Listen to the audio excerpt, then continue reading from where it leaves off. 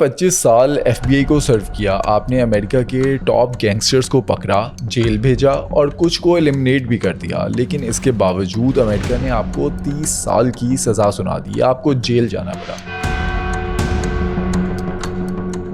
क्योंकि उनको पता था कि मेरे पास बहुत से ऐसे राज हैं जिसके बाहर निकलने के बाद खतरा हो सकता है। कुछ चीज़ों को सीआईए और एफबीआई एजेंट्स लाइन से खड़े हुए थे। जैसे ही मैं स्टेप आउट हुआ, उन्होंने मुझे जो हथकड़ी बनाई थी वो थोड़ी स्पेशल थी। वो अमेरिकन से आई हुई थी मेरे लिए खास मिसाल बनाने के लिए। सीआईए या एफबीआई कोई ऐसा इरादा तो नहीं था कि आपको एलिमिनेट कर दें? एक बड़ा फितना जिसकी मैंने कभी बात नहीं की है, मेरा नहीं ख्याल के कभी की है। मुझे एक बहुत बड़ा खतरा फ्रीडम के बाद अली भाई वो ये था कि तुम्हें एक्सट्राडाइट कर रहे हैं और इंडिया ने तुम्हें मांगा है। आई एम डेड अगर मैं इंडिया चला जाऊं। That was the biggest drama dilemma of my life. तो जब आप जेल से निकले तो लॉरेंस बिश्नोई की तरफ से या लॉरेंस बिश्नोई के गैंग की तरफ से आपको थ्रेट तो नहीं आया? आप पर कोई अटैक तो नहीं हुआ? धमकियां दे रहा था कि मार देंगे, ये कर देंगे, और मैं जाते कर ले जो करना है, मुझे कुछ भी नहीं घंटा कर सकते तुम लोग। इंटेलिजेंस एजेंसीज ने आपसे राब्ता किया, आपको फ्लिप करने की कोशिश की। मुझे रॉ से डायरेक्ट उन्होंने एक फिक्सर को कॉल किया मेरे। क्या कामरान फरीदी आज के दिन भी अमेरिका के, सीआईए के या एफबीआई के किसी मिशन पर तो नहीं? और इस मिशन के लिए कामरान फरीदी पहले जेल गया, जेल से निकलने के बाद फिर वो पाकिस्तान आया, पाकिस्तान से सऊदी और फिर दुबई। ये सब जो सेक्रीफाइस किया ये एक मिशन का हिस्सा है। ये भी मैं फर्स्ट टाइम बता रहा हूँ मैं चक्कर में किस चक्कर में हूँ। दोस्तों, क्या आप जानते हैं कि एफबीआई एजेंट कामरान फरीदी को अमेरिका ने 30 साल की सज़ा सुना दी। एफबीआई एजेंट कामरान फरीदी ने उस सज़ा को काटा, एफबीआई को उसने लात मार दी। लेकिन ये तमाम मामलात हुए क्यों? कामरान फरीदी की जेल की ज़िंदगी कैसी थी और जेल से निकलने के बाद जो एक नई ज़िंदगी थी वो कैसी थी? अगर आप इन तमाम सवालात के जवाबात जानना चाहते हैं कामरान फरीदी से तो इस पॉडकास्ट को एंड तक ज़रूर देखें, लेकिन पहले सोच डिजिटल को सब्सक्राइब करें।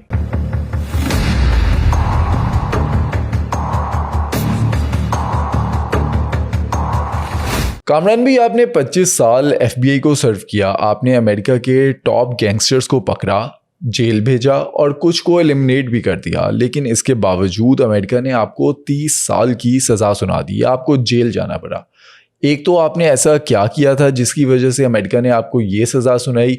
दूसरा, जेल में आपकी ज़िंदगी कैसी गुजरी? सोच डिजिटल की ऑडियंस जिनको अभी आपके बारे में नहीं पता उनके लिए एक रिकैप दे दें। अली भाई, मेरी जेल जाने की वजह ये थी कि मैंने एफबीआई जो मुझ पे चार्ज थे वो बहुत सारे हैं, तो इनिशियली बहुत सारे थे, उसके बाद रिड्यूस डाउन हुए। मेरी जेल जाने की वजह ये थी कि मैंने एफबीआई के कहने पर टेस्टिफाई नहीं किया जाबिर मोतीवाला के ख़िलाफ़। वो चाह रहे थे कि मैं जाबिर मोतीवाला के ख़िलाफ़ गवाही दूं, जो मैंने केस किया था, जिसका मैं हिस्सा था। तकरीबन 7.5 साल में अंडर कवर ऑपरेशन में था एफबीआई के साथ। तो जो मेरी रिपोर्ट्स थी उसके बरखिलाफ़ एक टेस्टिफाई करने के लिए मुझे कहा गया और मैंने उससे इख्तलाफ किया।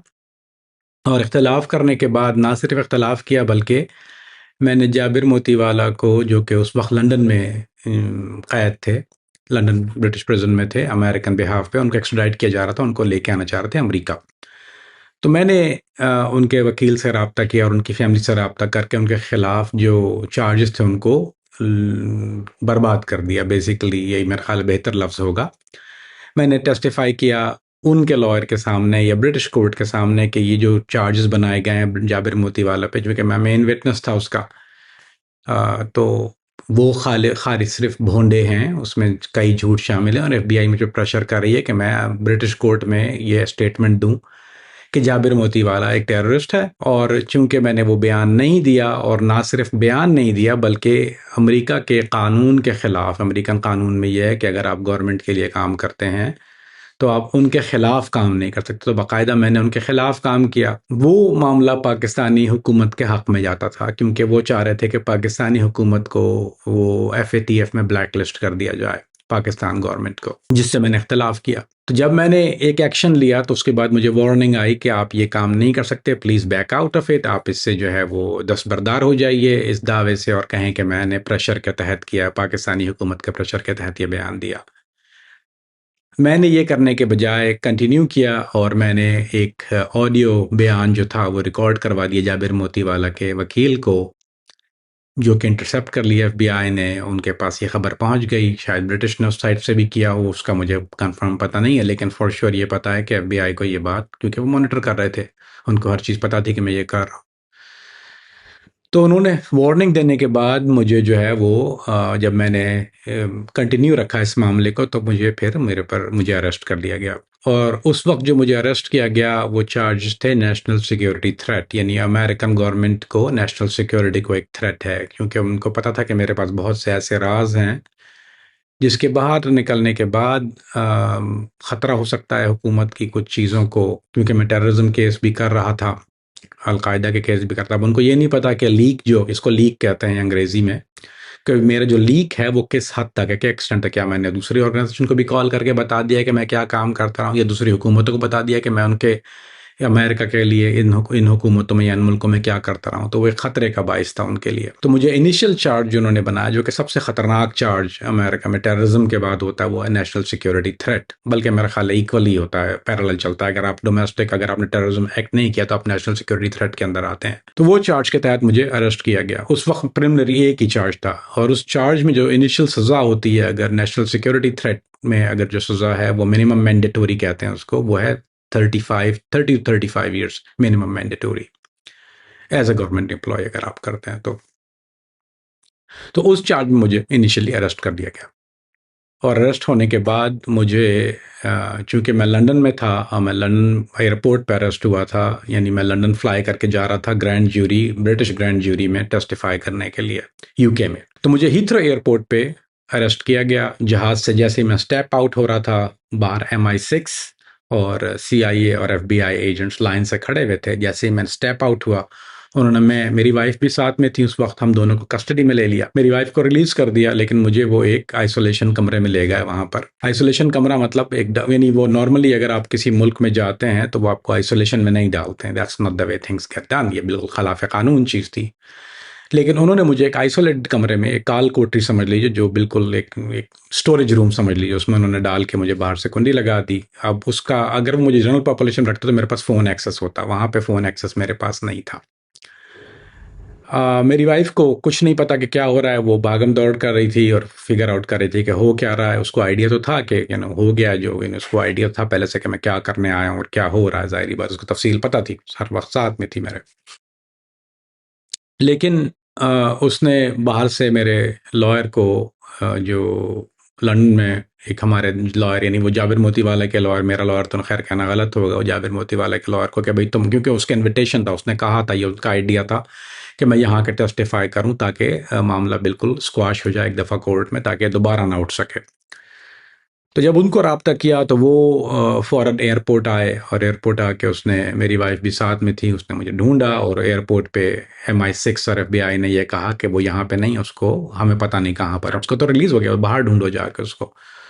और उनको पता थी कि ये बात झूठ है, कि मैं रिलीज़ हुआ तो ज़ाहिरी बात है मैंने रब्ता कर लिया होता, ये कोई ऐसा तो नहीं है कि जंगल में तो नहीं था।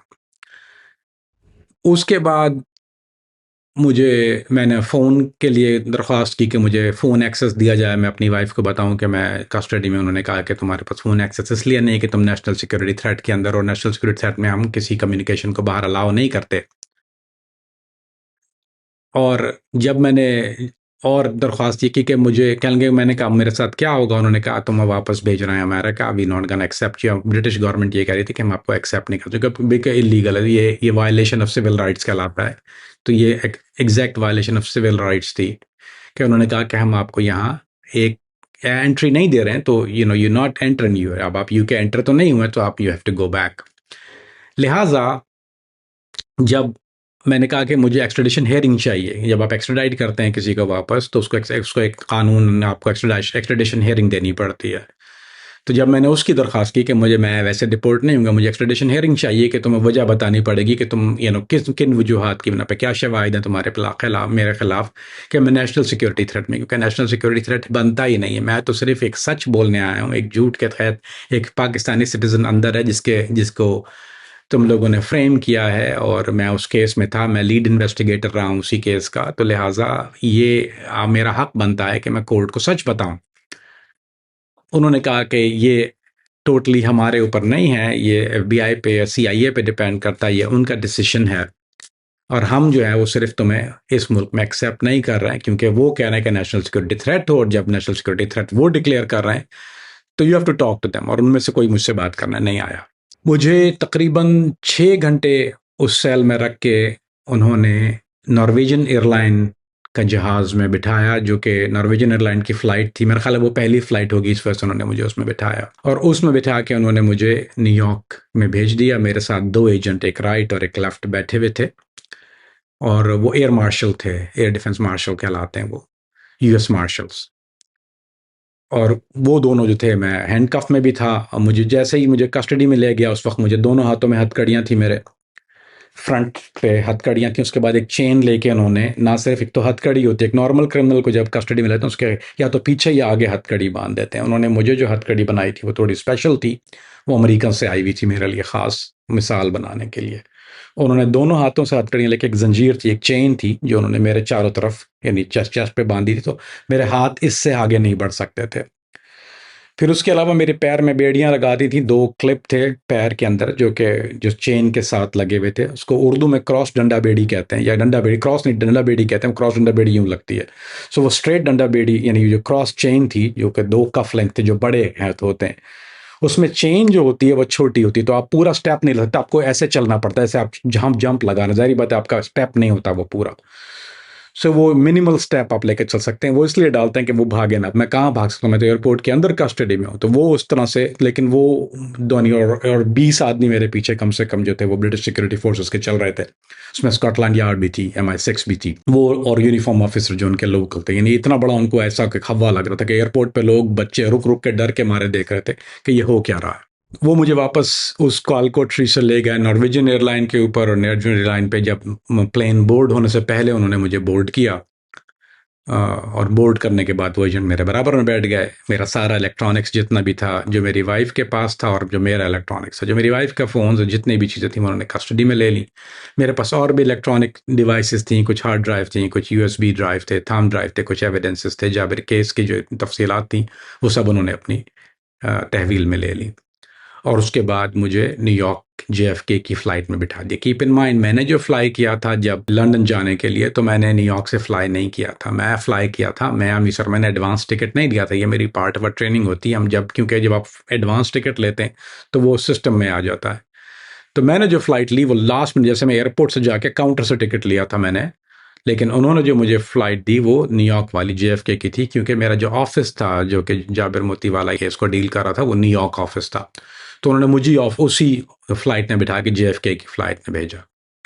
और फिर जैसे आप सवाल पूछते रहेंगे फिर मैं आपको तफसील बताता रहूँगा। ये अगर वरना मैं फ्लू में रहा तो फिर आपको पूरा कहानी इसी में बता दूंगा ना।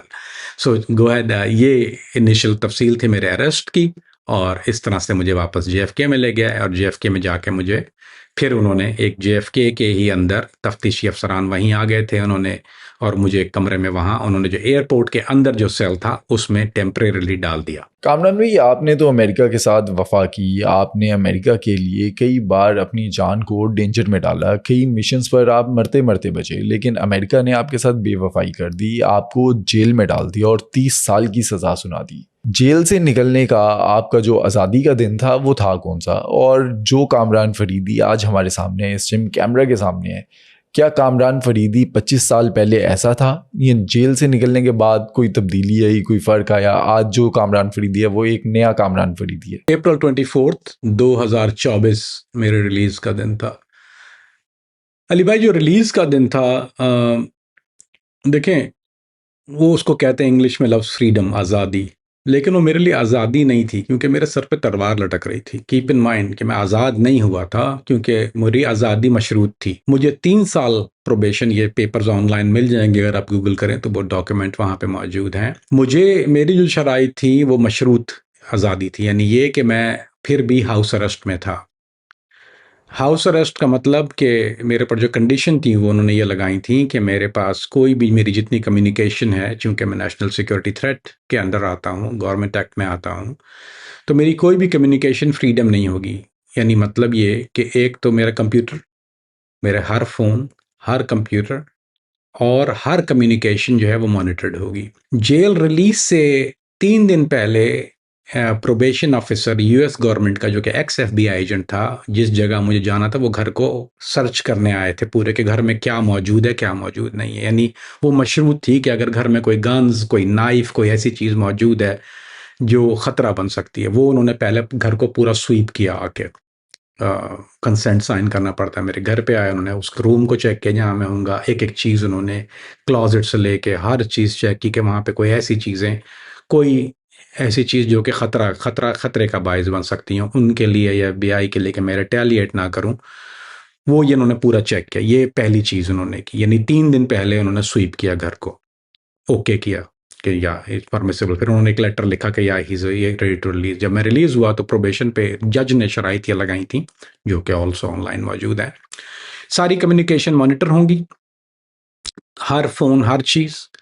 मुझे इजाज़त नहीं होगी अपने पुराने जो केसेस में जिन लोगों से मैं बात कर चुका हूँ, इंक्लूडिंग जाबिर मोतीवाला या उसके अलावा कोई और अलकायदा या कोई तालिबान या कोई आईसिस या कोई ऐसी चीज़, उनसे रब्ता की इजाज़त नहीं होगी कि मैं उनसे बात कर सकूं। और एक ये भी शर्त उसमें थी कि मैं कहीं घर से बाहर नहीं निकलूंगा, और घर से बाहर जो है वो एक मेरे पास एक मॉनिटर पेयर में लगा दिया था, जो मॉनिटरिंग डिवाइस होती है। उस डिवाइस जो थी वो आपकी मुस्तकिल, उसमें जीपीएस भी होता है और वाईफाई भी होता है। उसको ये भी बताता है कि ये घर से मुझे इजाज़त थी कि मैं 12 स्टेप बाहर ले सकता हूँ, 12 स्टेप जो मेरे घर का पेवमेंट है, यानी मैं उस तक जा सकता हूँ वॉक करके। उससे बाहर जाऊँगा तो वो वायलेशन हो जाएगी और वो मार्शल सीधा आएंगे, मुझे दोबारा अरेस्ट कर लेंगे। सो मेरी नकलो हरकत जो थी वो लिमिटेड थी। अब आप सोचिए कि आप आज़ाद हैं लेकिन आप आज़ाद नहीं, यानी ये कि I M free but I am not free.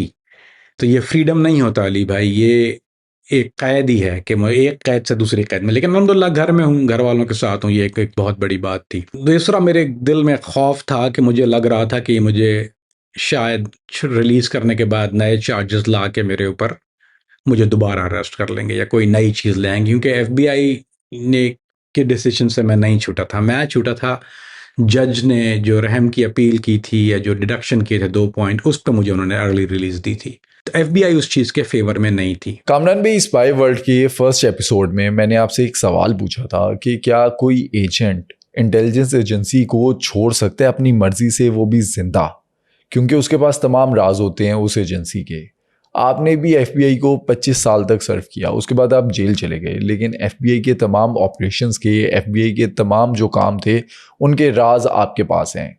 तो जब आप जेल से वापस आए तो सीआईए या एफबीआई आपको थ्रेट करने की कोशिश नहीं की, या कोई ऐसा इरादा तो नहीं था कि आपको एलिमिनेट कर दें, क्योंकि आपके पास तो उनके तमाम ऑपरेशंस के राज हैं, उनके जितने एसेट्स हैं, उनके जितने भी एजेंट्स हैं, आपके पास तो तमाम राज हैं, आप तो उनको डैमेज कर सकते हैं टिल डेट। अली भाई, उनका प्लान तो इनिशियली ये था कि मैं शायद मेरा दिमागी तवाज़ुन ख़राब हो जाएगा, क्योंकि एक लिमिट होती है। अगर आप किसी को आइसोलेशन में रखते हैं, काल कोठरी में रखते हैं, और उसकी कुछ शराइत होती हैं, वो शराइत ये होती हैं, यानी कानूनन ये होता है कि अगर आप किसी को 7 दिन के बाद आपको उनको सूरज दिखाना पड़ता है, फिर आप वापस बाहर आके अंदर रख सकते हैं। ये शर्त होती है आइसोलेशन की।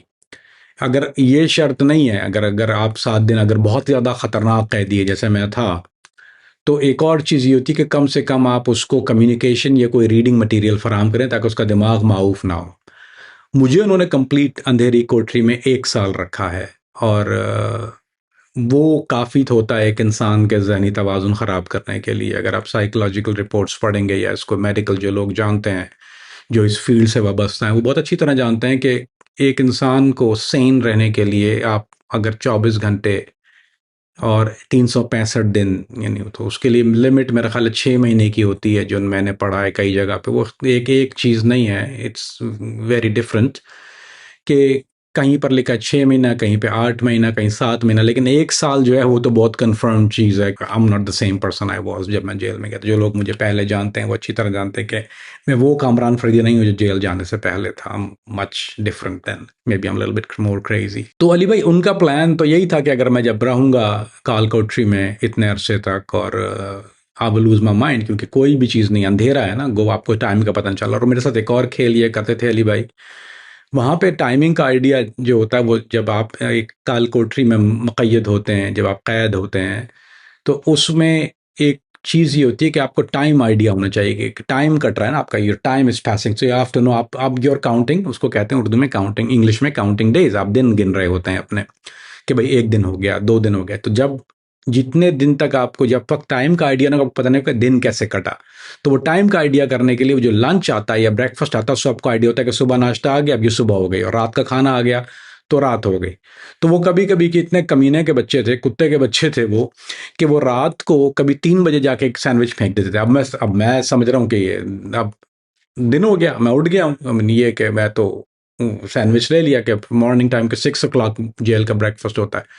अच्छा, वो अब मैं 3 बजे से 6 बजे तक समझ रहा हूँ सुबह हो गई। अब पता चला 6 बजे फिर आपने खड़खड़ दोबारा सुनी, तो अब क्योंकि कोई खिड़की तो है नहीं, एक दरवाजा है बस, आप उस पर कान लगा के सुन सकते हैं, और वो एक पीछे आगे उसमें शटर होता है, उसको खोल के अंदर से खाना फेंकते थे। तो 6 बजे दोबारा जब जनरल पॉपुलेशन का ब्रेकफास्ट, तो वो खड़खड़ की आवाज आती थी बाहर, तो अरे यार ये तो कुत्ते, तो ये बहुत ज्यादा करते थे कि they play tricks with your mind. आपका माइंड जब आपके साथ ट्रिक प्ले करना शुरू कर देता है, then you start losing your mind. So that was a dangerous thing in whole scenario, कि वो it was going on like this. तो एक तो प्लान ये था कि I lose my mind. Secondary plan ये था कि आप सोचिए कि एक फेडरल ऑफिसर या कोई भी इंटेलिजेंस ऑफिसर या कोई भी लॉ एनफोर्समेंट, उसके लिए सबसे वर्स्ट चीज होती है जेल, क्योंकि उसने उन लोगों को अंदर डाला हुआ है।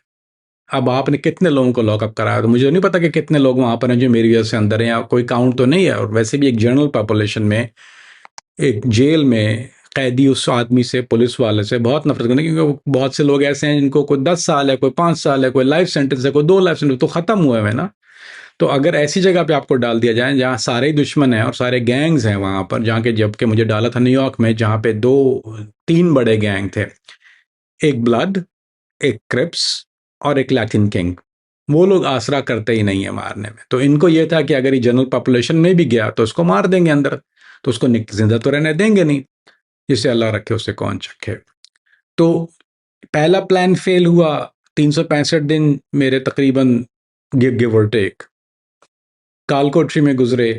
दिमाग मेरा ठीक था, मेरा मेडिकल उन्होंने कराया, साइकियाट्रिक एवेल्यूएशन कराई, आई पास द साइकियाट्रिक एवेल्यूएशन, और मुझे जनरल पॉपुलेशन में डाल दिया।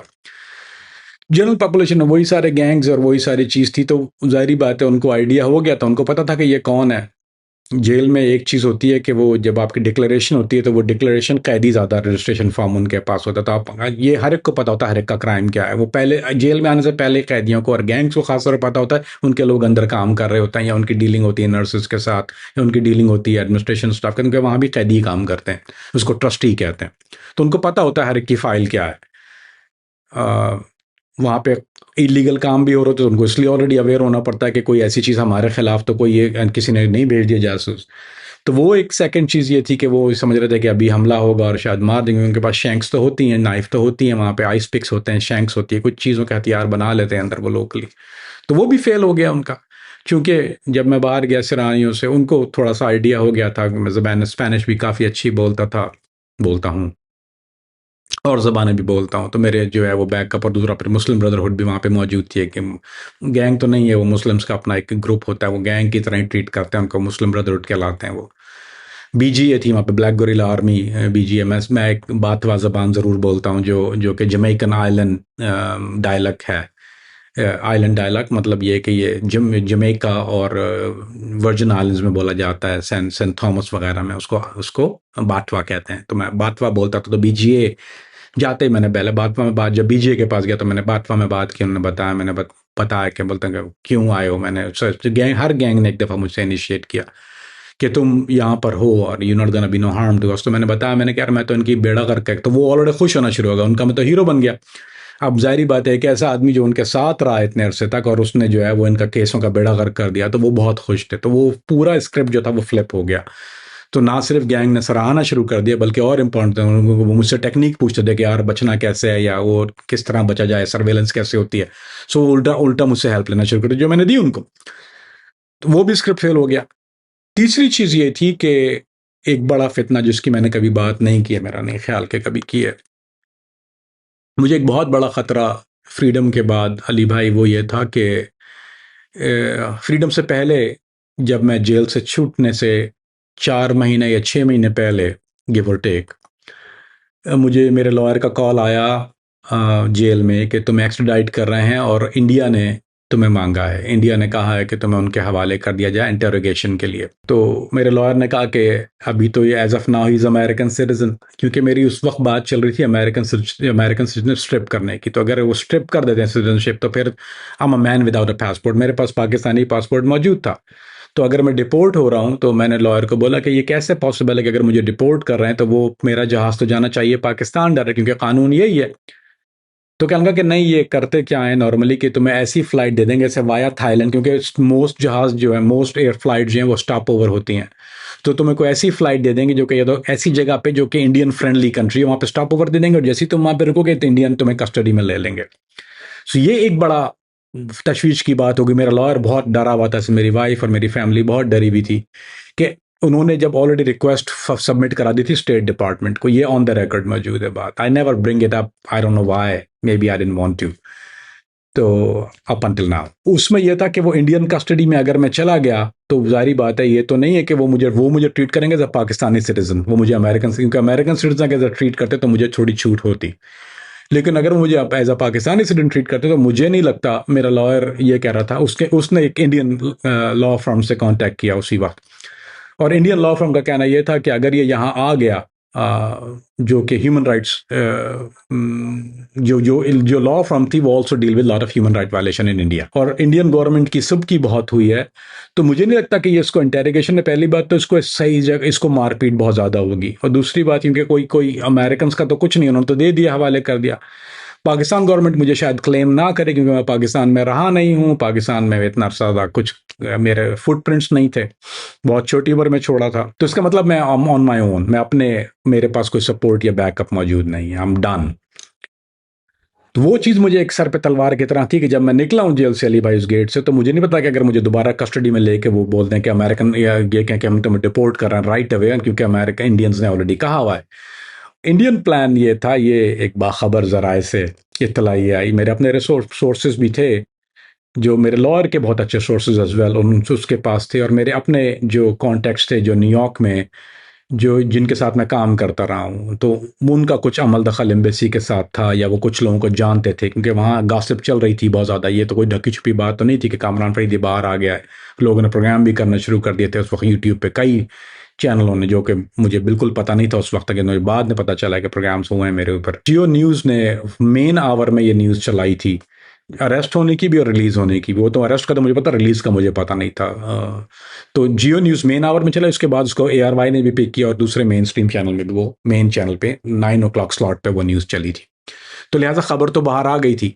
तो मुझे ये था कि अगर उन्होंने कस्टडी में ले लिया तो मुझे जो फ़्लाइट मिलेगी, जो मुझे इत्तलात थी, उन्होंने मुझे ये प्लान किया था कि हम इसको वाया बैंकॉक या वाया थाईलैंड फ्लाई कराएंगे, यानी न्यूयॉर्क टू बैंकॉक और बैंकॉक कराची। लेकिन बैंकॉक से मुझे कस्टडी में पिक कर लिया जाएगा, इंडियन कस्टडी में लेके मुझे इंडिया ले जाया जाएगा इंटेरोगेशन के लिए। वो लोग उस वक्त सिर्फ इंटरगेट, क्योंकि मेरे पास कोई ऐसे चार्जेस नहीं है इंडिया में, क्योंकि इंडिया मुझ पे चार्ज नहीं कर सकता, क्योंकि मैंने इंडिया के खिलाफ कोई काम किया नहीं। तो अगर मैं बैंकॉक वाली फ्लाइट में होता तो ये मुझे बैंकॉक से इन कस्टडी ट्रांसिट में ले लेते, और ट्रांसिट में लेके मुझे इंडिया इंटेरोगेशन के लिए, वो इंटेरोगेशन ही होती है, और वो इंटेरोगेशन वो जज एक्सटेंड करता रहता, कि उनके पहले उनका इरादा ये था कि वो 72 घंटे की इंटेरोगेशन होती है, 72 आवर रिमांड जिसको कहते हैं पाकिस्तानी ज़बान में इंटेरोगेशन, और उस रिमांड से फिर वो कहते हैं कि हमें शवाहिद मिल गए हैं, वी नीड एक्सटेंड। तो वो फिर अगर वो ताड़ा एक्ट उस वक्त मेरा ख्याल है मौजूद था, पता नहीं उस वक्त, अब तो नहीं है वो, लेकिन ताड़ा उस वक्त था मौजूद, उनका टेररिज्म एक्ट जो था, अगर वो उसमें डाल देते तो फिर उसकी कोई लिमिट नहीं है, they could cap me for years, वो कितने टाइम तक। तो मुझे ये बताया था लॉयर ने कि तुम दोबारा सूरज देखना नसीब नहीं होगा। तो वो एक तलवार मेरे सर पे तो लटक रही थी कि यार अगर मैं अभी निकला आसमान से गिरा और खजूर में अटका, वो इंडियन डालेंगे, फिर वो कुत्ते पर, हालांकि वेजिटेरियन मिलेगा, मीट तो खाने को मिलेगा नहीं, यहाँ वैसे भी हम बात एज ह्यूमर पर्पस कह रहा हूँ। और फिक्र बहुत थी मुझे, फैमिली का क्या होगा, ये क्या होगा, वो सारी सोच अपनी जगह मौजूद थी। तो मैं एक जेल से जब निकल रहा हूँ अली भाई, तो आई एम नॉट फ्री। मैं एक जेल से निकल रहा हूँ, दूसरी जेल की तरफ जा रहा हूँ। वो जेल इस जेल से ज्यादा खतरनाक है, वो लाइफ सेंटेंस नहीं देंगे, वहां तो मैं रिलीज हो गया हूं, तो your mind play tricks with you, आसमान से गिरा बड़े खजूर में अटका, आई एम डेड अगर मैं इंडिया चला जाऊं। अगर मुझे दोबारा कस्टडी में लेते हैं, अगर इवन अमेरिकन दोबारा कस्टडी में लेते हैं, देन दिस अनदर प्रॉब्लम, क्योंकि इस दफा मैं सेकेंडरी, यानी वो पहली जो होता है वो फर्स्ट ऑफेंडर होता है, मैं फर्स्ट ऑफेंस में था। अगर मैं सेकंड ऑफेंस में जाता हूं तो फिर उसका मिनिमम मैंडेटोरी फेडरल प्रिजन में वो 15 साल से कम नहीं होता, तो आई बी बैक इन 15 ईयर्स। अगर प्रोबेशन, और बड़ी आसान चीज ये है कि प्रोबेशन वायलेशन है, अब मेरे पर प्रोबेशन है, क्यों मैंने ये सारी बात कही, मैं प्रोबेशन पे हूँ। प्रोबेशन पे शराइत ये होती है कि अगर किसी गाड़ी, अगर किसी जगह, ये मैं आपको एक मिसाल देता हूँ, अगर मैं किसी जगह हूँ, घर के बाहर खड़ा हुआ हूँ अपने, और वेब पी रहा हूँ, मुझे गोली लग जाए खुदा न खास्ता, तो मेरी प्रोबेशन वायलेशन होगी। हालांकि मेरा कोई इसमें कानून नहीं, आप पढ़ लीजिएगा, जो जो गधे अभी पूछेंगे तो read this is the probation violation. ये प्रोबेशन लॉ है कि वो ये कहते हैं कि why are you in such a situation when somebody had to go through this. So अगर मुझे आके कोई हमला कर दे मेरे ऊपर और मैं उसको अपने डिफेंस के ऊपर पुश कर दूं, दिस प्रोबेशन वायलेशन। हर वो चीज, यानी वो प्रोबेशन को वायलेट करना इज अ जोक। कोई भी चीज, अगर मैं किसी को गाली दे दूं, दैट्स प्रोबेशन वायलेशन। मैं किसी को गुस्से में कोई बात कह दूं, प्रोबेशन वायलेशन। अगर मेरी बीवी पुलिस कॉल कर दे मेरे ऊपर, दैट्स प्रोबेशन वायलेशन। कोई भी ऐसी कॉल, मैं रात को जोर से म्यूजिक चलाऊं और मेरा नेबर पुलिस कॉल कर दे, प्रोबेशन वायलेशन। सो प्रोबेशन वायलेट करना सबसे आसान तरीन चीज होती है। वो आपको प्रोबेशन देते इसीलिए हैं कि वो आपके सर पे एक तलवार रखें कि ये आज फ्री हो गया, कल ये ना हो। तो अगर उनको, ये बहुत आसान तरीका होता है, ये मैंने खुद देखा हुआ भी है, किया हुआ भी है, कि हमें अगर किसी को रिलीज हो जाता है, क्योंकि दो एंटिटी हैं यहाँ पे, कोर्ट है और एफबीआई है, या कोर्ट है या पुलिस है, आसान लफ्जों में। तो अगर कोर्ट कोई चीज रिलीज दे भी देती है तो वो कोर्ट की रिलीज है ना। एफबीआई कैन से ओके, आपने रिलीज दे दी, हमने दोबारा अरेस्ट कर लिया, पुलिस ने दोबारा अरेस्ट कर लिया, एफबीआई ने अरेस्ट कर लिया, स्टेट पुलिस ने कर लिया, काउंटी ने कर लिया, किसी ने भी कर लिया वायलेशन के ऊपर, या कहा कि हमने इसकी कम्युनिकेशन देखी, ये एक कोई ऐसा फोन यूज करा था जो हम जो इसने वादा किया कि ये नहीं करेगा, ये जिसने साइन किया है, जो डॉक्यूमेंट कॉन्ट्रैक्ट किया वो नहीं है, I am back in jail. तो फिर वायलेशन में मुझे 15 साल की वो सेंटेंस हो सकता था। सो एक जेल से निकल रहा हूं और दूसरी जेल में जा रहा हूं। That was the biggest drama dilemma of my life. Kamran Faridi तो बेस्ट एजेंट था। कामरान फरीदी को पता है कि कैसे ताला लगाना है और फिर कैसे ताला खोलना है। आपके पास तो तमाम हैक्स हैं। तो जब आप प्रोबेशन पर थे जेल से निकलने के बाद, तो आपकी सर्वेलेंस किस तरह से की गई? आपकी जो फ़ोन कॉल्स थी या जो आप यूट्यूब के लिए इंटरव्यूज़ दे रहे थे, तमाम पर नज़र रखी जाती थी? और क्या आपके पीछे एजेंट छोड़े गए थे? और क्या आपने चोरी से या चुपके से जो प्रोबेशन के अंदर वायलेशन थी वो की तो नहीं? अली भाई, बेशक उन्होंने सर्वेलेंस रखी हुई थी, इलेक्ट्रॉनिक सर्वेलेंस तो जारी बात थी, उसमें तो कोई वो नहीं है। इलेक्ट्रॉनिक सर्वेलेंस उन्होंने रखी हुई थी, वो तो मुझे पता चल गया था, वार्निंग आ जाती थी वो थोड़ी थोड़ी देर में, मुझे पता था। तो जाहिर बात है मेरे पास हर, कहते हैं कि डोप का एंटी डोप मौजूद होता है, तो मेरे पास मौजूद थी। और मेरे पास ऐसे इक्विपमेंट थे जो डीबगिंग के लिए इस्तेमाल होते हैं, जो कि उनके पास, उनको पता नहीं था उस वक्त, जब वो स्वीप किया तो उस वक्त घर पे नहीं थे, वो कहीं और रखे हुए थे, वो कहीं और से एक स्टोरेज था मेरे पास किसी और के थर्ड पार्टी के नाम पे। वो स्टोरेज से फिर वो एक बैग, एक दफ़ा मेरी जानने वाली ने वो एक बैग लाई और उसने स्टोरेज में वो सामान ला के मुझे दे दिया था। उसमें मेरे पास एक वो भी एक इंडिपेंडेंट फ़ोन भी था और एक इंडिपेंडेंट टैबलेट थी, जो कि मैं वाईफाई से इस्तेमाल नहीं कर रहा था, वो मैं इस्तेमाल कर रहा था किसी और के सिम कार्ड से, वो स्लिंग यूज़ करके, और उसके ऊपर एक एक हमने प्रॉक्सी भी लगाई हुई थी। बहुत खतरनाक प्रॉक्सी सर्वर इस्तेमाल कर रहा था मैं, थर्ड पार्टी प्रॉक्सी सर्वर था वो, नॉर्मल वीपीएन नहीं होता वो, that was third party proxy server मैं इस्तेमाल कर रहा था किसी का स्लिंग करने के बाद। तो वायलेशन तो मैंने बहुत सारी की थी। नंबर एक वायलेशन मैंने ये की थी कि, अच्छा उससे पहले मैं बता दूं, इन्होंने एक ट्रिक मुझे की थी, इजाज़त परमिशन 2 हफ्ते के बाद मैंने अप्लाई किया कि मुझे परमिशन दी जाए, मैं कम से कम नमाज़ पढ़ने जो है वो जुमे की इजाज़त, वो कानून है वहाँ पे कि आपको, वो आपके ऊपर रिलीजियस सर्विसेज को इजाज़त है। अगर क्रिश्चियन है तो उसको चर्च जाने की इजाज़त होती है एवरी संडे को, और मुसलमानों को एवरी फ्राइडे को नमाज की इजाज़त होती है। इन खबीसों ने क्या किया, मुझे, अब आपको पता नहीं है, मेरे पास तो लाइसेंस मौजूद है, मेरा ड्राइविंग लाइसेंस, इन्होंने मेरा ड्राइविंग लाइसेंस को कैंसिल कर दिया। अगर मैं ड्राइव कर रहा होता तो मुझे पुल करते, ये प्लान था इनका कि मुझे पुल करते और ड्राइविंग विदाउट अ लाइसेंस, या driving on expired driving licence, या कैंसिल लाइसेंस पे वो प्रोबेशन वायलेशन हो जाती। ये बात, हालांकि मुझे पता नहीं थी कि मेरा लाइसेंस कैंसिल हो गया, लेकिन मैंने क्या किया, मैंने ड्राइव नहीं किया। जब मैं जुमे की नमाज पढ़ता, मैं अपनी वाइफ को कहता मुझे ड्राइव करो वहाँ पर, क्योंकि मुझे कुछ आइडिया था कि कुछ भी हो सकता है। अब एक्सीडेंट हो गया खुदा ना खास्ता, ये कोई, क्योंकि उसमें टाइमर भी होता है, उसमें होता है कि 2 घंटे में आपको, या 3 घंटे का स्लॉट होता है कि आप अगर जैसे 1:30 बजे नमाज है तो आप 12 से लेकर 3 बजे तक इस तरह का कोई स्लॉट देते हैं वो आपको, 12 से 3 या 3 घंटे का स्लॉट होता है, depending on where you are और how far the masjid is. मस्जिद मेरे घर से काफ़ी करीब थी, तो मैंने ड्राइव करने के बजाय अपनी वाइफ से कहा कि मुझे ड्राइव करो, एवरी जुमे में ये मुझे ड्राइव करके लेके जाती थी। तो वहाँ पे और तो मस्जिदें भी हैं, वहाँ औरतें भी जाती हैं मस्जिद को, तो ये भी जाती थी। तो मुझे पुल कर लिया, जैसे ही मैं ड्राइववे से निकला हूँ अपने, और आधा मील भी नहीं गया हूँ, वूप वूप वूप, अब 10,000 गाड़ियां सड़क पर हैं, मेन हाईवे पर। आपको कैसे हो गया? वो उनको पता था कि उन्होंने सेटअप किया हुआ था ये। जब उन्होंने वूप वूप किया तो मेरी वाइफ गाड़ी चला, driving licence and insurance and paperwork, वो इसने दिखा दिया। मैं हंसने लगा, मैंने कहा ऑफिसर नॉट मी, मुझे नहीं पकड़ सकोगे, इससे इतनी आसानी से नहीं आने वाला हाथे में। तो वो भी हंसने लगा, बोले थंब अप किया उसने मुझे, बोला गुड गुड गुड। सो उस वक्त फिर मेरी वाइफ ने लाइसेंस रन किया, तो उसको पता चला, उसको वो लाइसेंस सिस्टम में जाके डाल, तो पता चला मेरा लाइसेंस जो है वो इन बगैर तो उन्हें कैंसिल करवा दिया था। खैर डजंट मैटर। फिर उसके अलावा मैं कुछ लोगों के साथ ताल्लुकात में था जिनके साथ उन्होंने मुझे मना किया था, उनके साथ मैं बातचीत कर रहा था। वो मेरा फ़ोन जो था वो मैं इस्तेमाल कर रहा था उनसे बातचीत करने का, तो वायलेशन थी वो, सीधी सीधी वायलेशन थी उसमें। तो वो सीधा 15 साल उठा के डाल दिया था उसमें, नो क्वेश्चन आस्क्ड, क्योंकि वो पहली शिफ्ट थी उसमें। तो क्योंकि वो मॉनिटर तो कर रहे थे जो मॉनिटर कर सकते थे, बाकी जो मॉनिटर नहीं कर सकते उसका हिसाब किताब नहीं है। उसके अलावा जब मैं बाहर निकलता, उन्होंने आईपी कैम मेरे बिल्कुल घर के सामने एक लगाया हुआ था। वो खैर नॉर्मल आदमी को विजिबल नहीं होता, लेकिन हमें आइडिया होता, मुझे एंगल का पता होता है, यानी इस तरह से देखते हैं उसको अली भाई, कि अगर मैं लगाता तो कैसे लगाता। तो मैंने जैसे लगाता वो वैसे उन्होंने भी लगाया हुआ था। ये तो अंडरस्टूड चीज़ है ना, कि अगर मैं उन्हीं के लिए काम करता हूँ, मुझे पता है कि वो किस एंगल या किस हाइट पे लगाते हैं और उसका डॉट क्या होता है। तो वो मुझे पता था कि उन्होंने आईपी कैम लगा लिया। उसके बाद फिर मैंने वाइफ को लगा के दिखाया, फिर वो एक बाइनोकुलर्स उसको मैंने कहा देखो लुक फ्रॉम विंडो के पीछे जाके, ताकि उनको आइडिया ना हो कि मैंने स्पॉट कर लिया। तो उनके कैमरे को मैंने स्पॉट कर लिया था, तो मेरे कैमरे को स्पॉट किया हुआ था। फिर उसके अलावा मेरी गाड़ी के नीचे जो था वो उन्होंने लगाया हुआ था, ट्रेसर लगाया हुआ था, कि इन केस अगर मैं भागता हूँ वहाँ से तो वो ट्रेसर जो है वो गाड़ी का। तो वो जब मैं गाड़ी में बैठा और मैंने अपने डिवाइस से चेक किया था, वो जीपीएस एक्स्ट्रा सिग्नल दे रहा था, तो मैंने उसको, जब मैंने अपना सर्च किया तो मुझे पता था कि ये इन्होंने वो मैग्नेट लगाया। वो मैग्नेट होता है, छोटा सा बॉक्स होता है, गाड़ी के नीचे लग जाता है। तो वो ट्रेसर भी लगा हुआ था। तो सर्वेलेंस तो फुल टाइम कर रहे थे वो, हर चीज़ की। इवन जो मैंने एक दफ़ा सिर्फ टेस्ट करने के लिए डिलीवरी मंगाई, पिज़्ज़ा मैं खाता था उस वक्त शौक से ज़्यादा, क्योंकि जेल से निकला था और हर चीज़ जो थी वो, मैं स्टाफ था, मैंने समझ लें, क्योंकि जेल के अंदर तो खाने आपको पता है कैसे होते हैं, नहीं पता तो मैं बता दूंगा कैसे होते हैं। तो वो जो था वो मैं पिज़्ज़ा डिलीवरी, तो वो पिज़्ज़ा डिलीवरी वाले के, वो जो था वो पिज़्ज़ा डिलीवरी वाले को भी रोक के जाते वक्त सवाल करते थे कि व्हाट डिड ही डिलीवर, कौन सा पिज़्ज़ा था, कितने थे, कि लोग क्या खा रहे थे, व्हाट इट वाज। सो वो every detail was monitored, every हर एक चीज़। तो आज़ादी वो होती है अली भाई, आज़ादी और जेल में फ़र्क ये होता है कि आज़ादी का मतलब ये होता है कि कोई आपकी लाइफ को डिक्टेट ना करे, और जेल का मतलब ये होता है कि हर कोई आपकी लाइफ को डिक्टेट करे। ये जेल का मतलब सलाखें हैं, चार दीवारी नहीं।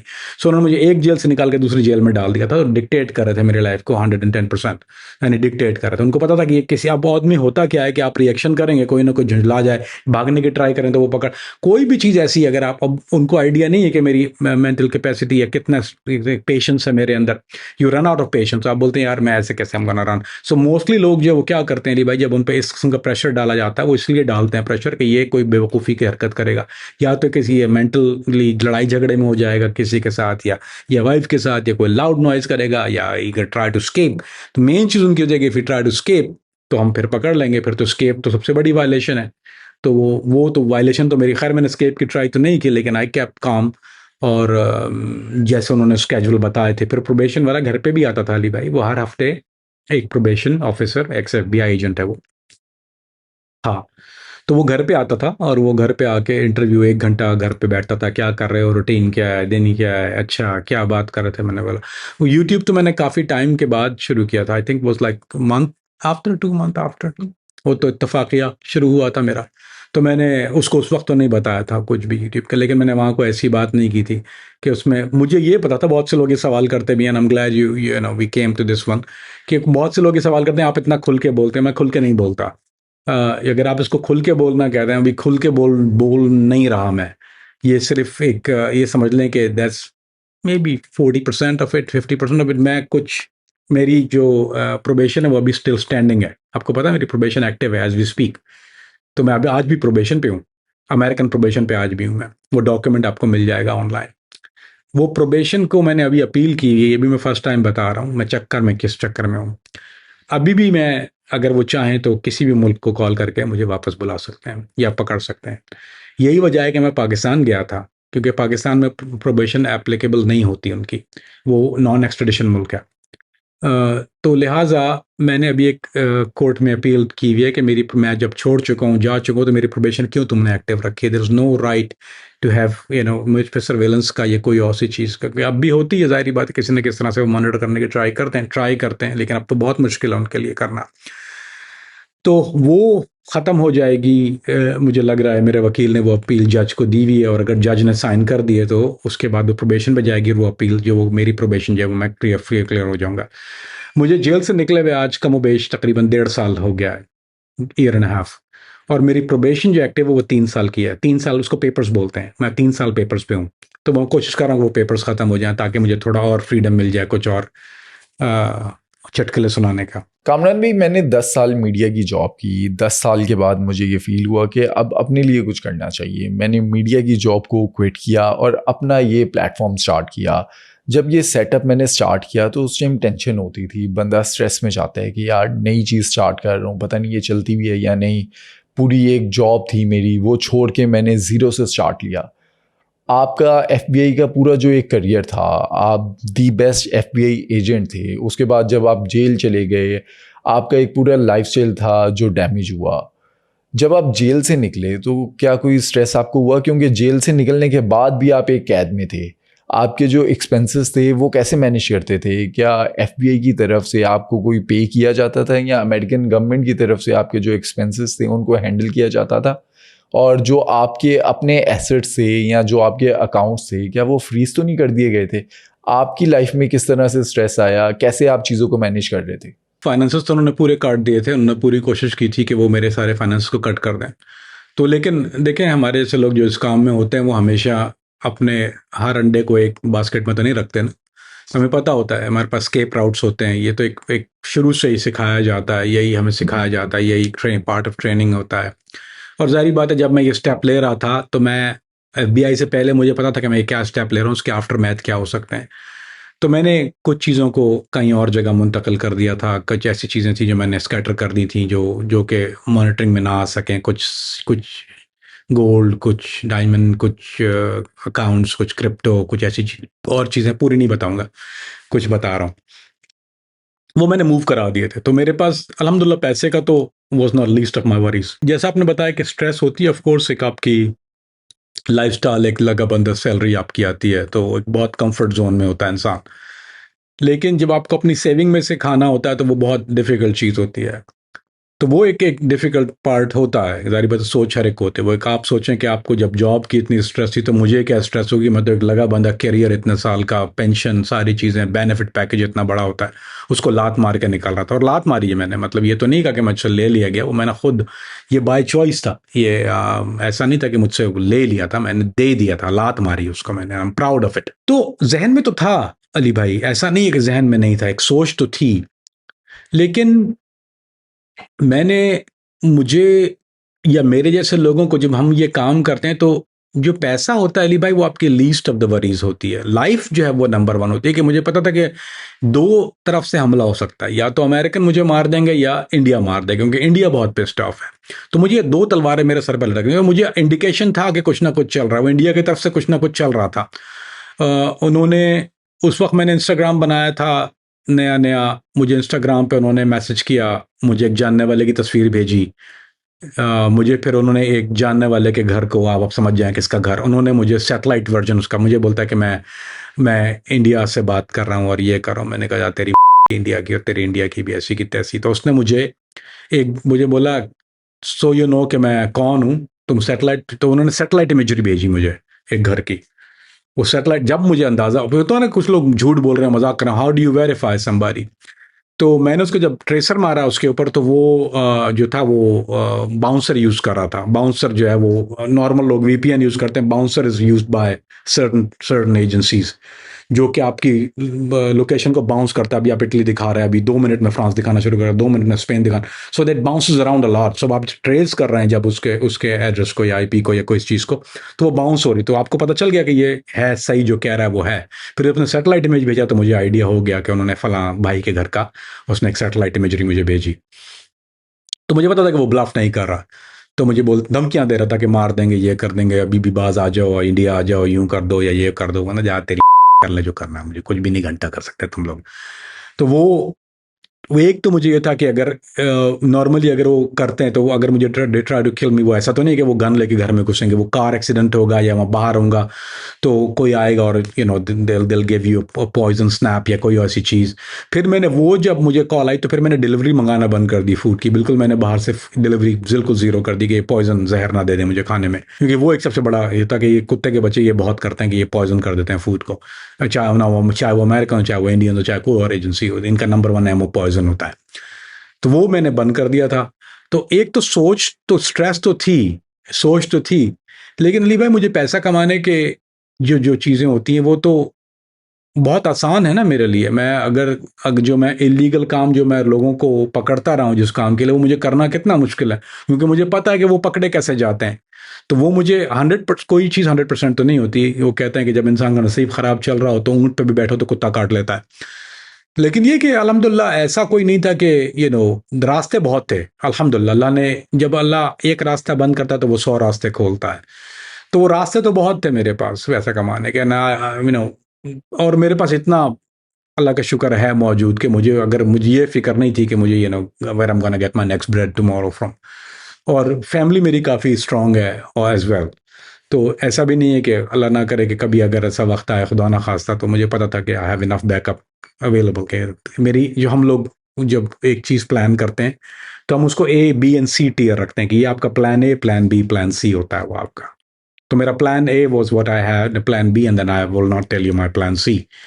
लेकिन ऑल्सो मेरे कोलंबियन कार्टेल से, मैक्सिकन कार्टेल से, थाई माफिया से मेरे ऐसे ताल्लुकात हैं कि या थे या हैं, क्या कहूँ, थे कहूँ है कहूँ, चल थे कह देता हूँ खुश करने के लोगों को।